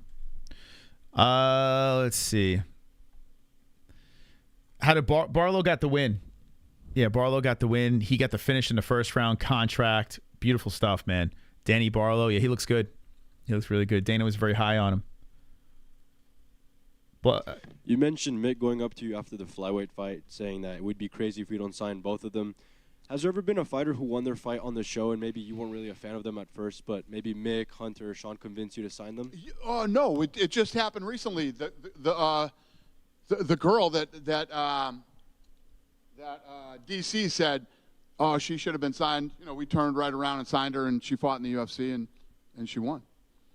Okay, yeah, because I was referring on the night of maybe as soon as he or she won the fight, maybe you weren't really a fan of, and then in the back room, maybe the team told you, no, we should sign this person. Oh, has there been a situation where I didn't want to sign him and the guys did? We're usually pretty aligned. And it's not really, there's never a situation where I'm like, no, we're definitely not signing this person. They want to sign him. Believe me, it's usually the other way around. It's me saying, oh, I like this, pushing them. For sure. And in that heavyweight fight, I saw you get up after the action was stopped. Was that like a quick trip to the restroom, or was that? Like Yeah, I was gonna leave. I was gonna walk out. I was fucking so pissed off about everything involved in that fight, except for, let's be fair to the Alexander. You know what I mean? The guy, but you got to be able to stop that takedown. You got to be able to stop him and get back up on your feet. He was going to leave. Stop him. There's going to be guys in the heavyweight division in the UFC that are just going to throw you on the ground and maul you. You know what I mean? I believe that guy came to fight and wanted, but you can't stop this guy's takedown. He had you down the entire 2 rounds. Let's talk about this. And then the ref isn't doing anything. The ref isn't making them fight. He's letting them stay in the same position for literally, 10 minutes. Then the minute anything happens, he's going to disqualify the other guy. It just, everything about that fight pissed me off. And I told those guys, if this fight keeps going this way, I'm leaving. This is going to be the first time I left during a friggin' Contender Series fight. And now I'm listening on the headphones, and his corner goes, do the same exact thing you did the first 2 rounds. We're 5 minutes away from this contract. I was like, oh, hell no. This can't be happening. I figured that was one of those I've That's seen funny. enough moments. But speaking about Alexander Volkanovski posted today saying January sounds good for me. If he does end up fighting in January, Alexander said he's what? Volkanovski said January saw sounds that. good for me. January? He said that, so I mean, I'm not sure what that is referencing to, but if he does end up fighting in January, that would be his 6th title defense in 4 years. How does it feel having someone that active as a champion and also successful? All those Australia, New Zealand guys, man, it's like Izzy.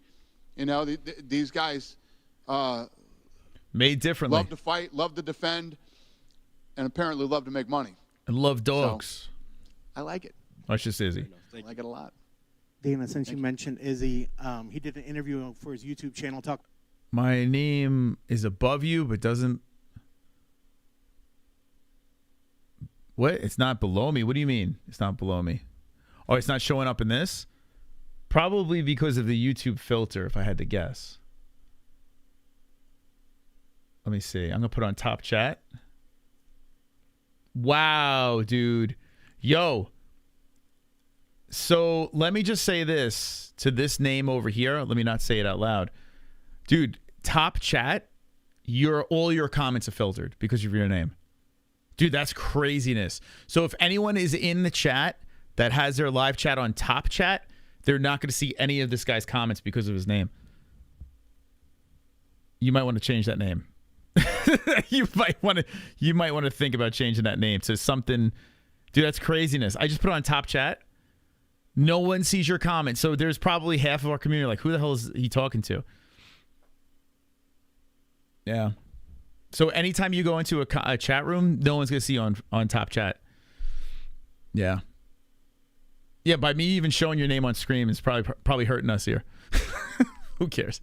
But yeah, if you ever want to change your name, I'd advise you do it if you plan on YouTube.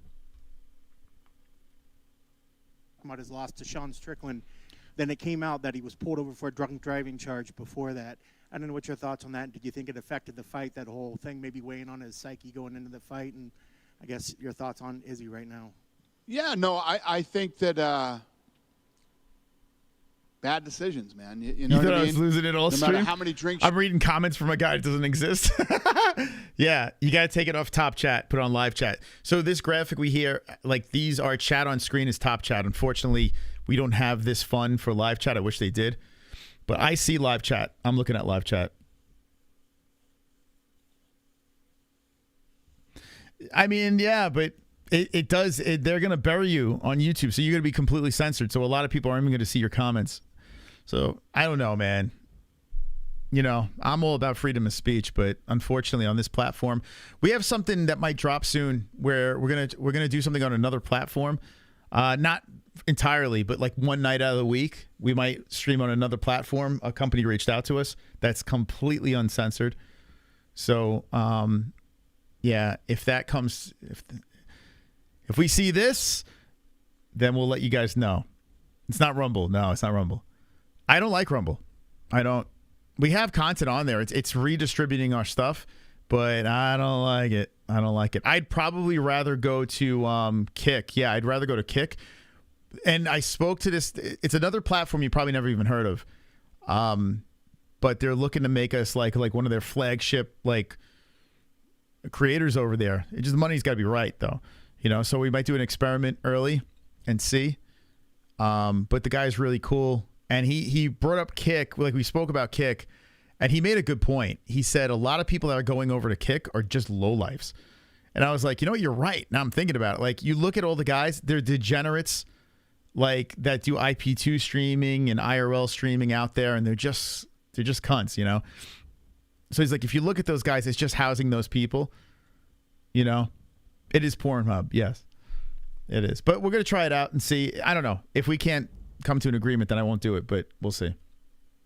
We're not leaving YouTube anytime soon. But I'm saying if it's completely uncensored and it's profitable, then of course we'll do it like once out of the week and see what happens. If you drink, don't drive, man. It's just, and especially, it's one thing, Ubering is easy and all this other stuff, but when you have that kind of money that kid has, get a driver, have somebody drive you, or... Dana's talking about the Izzy situation. Yeah, you know what? Don't slap your wife, If you're drunk, whatever you do, don't slap... Oh, I'm sorry. You're talking about Izzy? So, Tard in the chat. If you change it to Fuktard, you saw that goes through. Just change it to Fuktard. It goes right through. I just saw Osada put it in there. So there's your out. Just change it to Fuktard. It'll be just as effective. Uber or whatever. He made a bad decision. Thank God nobody was hurt, him or anybody else. And you know what I say about mistakes. How do you handle them after you make them? So hopefully that's a one and done for him, and he never does it again. Going back to earlier when they were talking about Paddy and Tony, if Tony should lose that fight against Paddy, what's next for Tony after that? Yeah, I mean, I would let Tony make that decision, but I'm sure if he loses the Paddy, he would probably look at calling it. He's had a great career. You know what you're doing. You know it. You know what you're doing, man. If he loses the Paddy, well, he should call it. Yeah. Yeah, that's what it is, right? He shouldn't have called it 3 fights ago.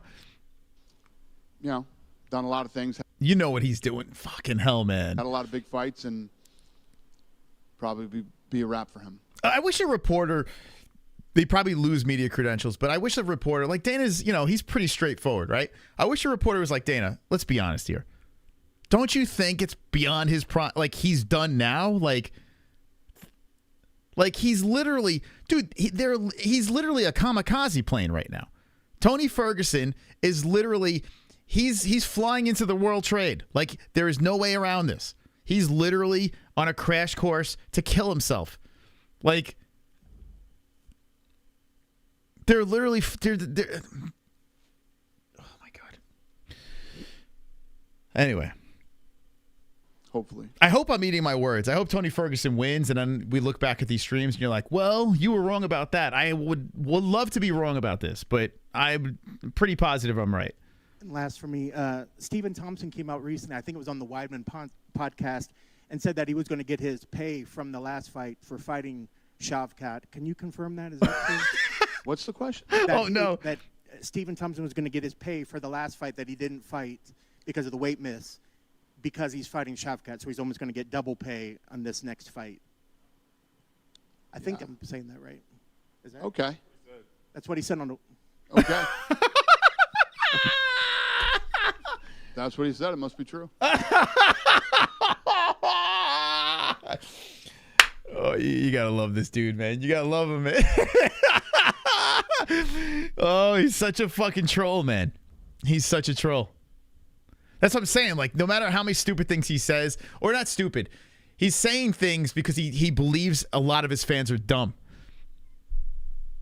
Oh, my God. That's so funny, man. Fair enough. Thanks, Dana. Good? Thank you, guys. All right, Dana delivered again. Back in the pool. Put him in the pool, guys. Get back in there. Thank you, Dana, for stopping by. Wow. Always delivers. I tell you what, we've, 3 weeks in a row of media scrums with Dana White over here, and it's always delivered. Like, there were times I'm like, oh, come on, man. But at the end of the day, it's always entertaining. Always entertaining. Thank you, Dana White. Make sure you hold your breath when you get in the water. Ladies and gentlemen, I want to thank everyone for stopping by. If you have not hit the like button, well, hit it. Hit it right now, immediately. We'll see you tomorrow. What are we doing? I don't even, what day is it? Tomorrow's Wednesday. We'll see you tomorrow on this channel. Good night, that one, girl. Good night, NH. And don't be an a-hole. Be an MMA-hole. Good night. Oh, by the way, hold on. Let me bring you guys someplace for our algorithm. You guys bored? You guys bored? You want to raid? Go to our friend Angel Gotti's channel. Okay? Hold on a second. She's probably still alive. Where's Angel at? You guys want to raid real quick? It's just good for the YouTube algo. Go over there, hit the like, say hello if she's still alive. Oh, she's alive. Okay, great. Moderators, can you go in there and raid? Just drop wonderful, wonderful. She understands what it is. She won't ban you guys. She won't ban you guys this time around. I will watch. Oh, she fucking, what the hell? Hold on a second. It says subscriber only mode. Messages that appear are from people who've subscribed to this channel for 20. All right, here we go. I'm gonna go in there before the home comes and puts you to bed. Angel, you got to do something about this. Chicky. Hold on. Chicky hasn't been the same since he stopped skating. Please he lift. What? Hold on. Skating. He used to be a skater. Hold on. Please lift the 20-minute subscriber thing. Whoops. We can't raid. Now, if you're already subscribed to the channel, raid over there. Oh, they're already coming in. Crying emoji. Here we go. Okay. Here we go. All right, guys. Wonderful, wonderful. We love you, Angel. Thank you so much. Okay. Did you read what fucktard said? Ooh, hold on. Captain Damn Sausage says, wonderful, wonderful. And here he is, the man himself, MMA-Holes Maz says, please lift the 20-minute subscriber thing. We can't raid. All right, Who I'm doing put it. it on? Why did you put it on? Because I was making sure the chat behaved. They don't need to be subscribed to not behave. All right, guys. Yes, they do. They should subscribe. Maz, get your people to subscribe. Okay, that's what they're doing. Oh, yeah. That's what they're doing. They're subscribing, but they got to wait 20 minutes to raid. Go on over there. We'll see you at Angel Gotti's chat. Don't be an a-hole, be an MMA hole. Good night. Good night.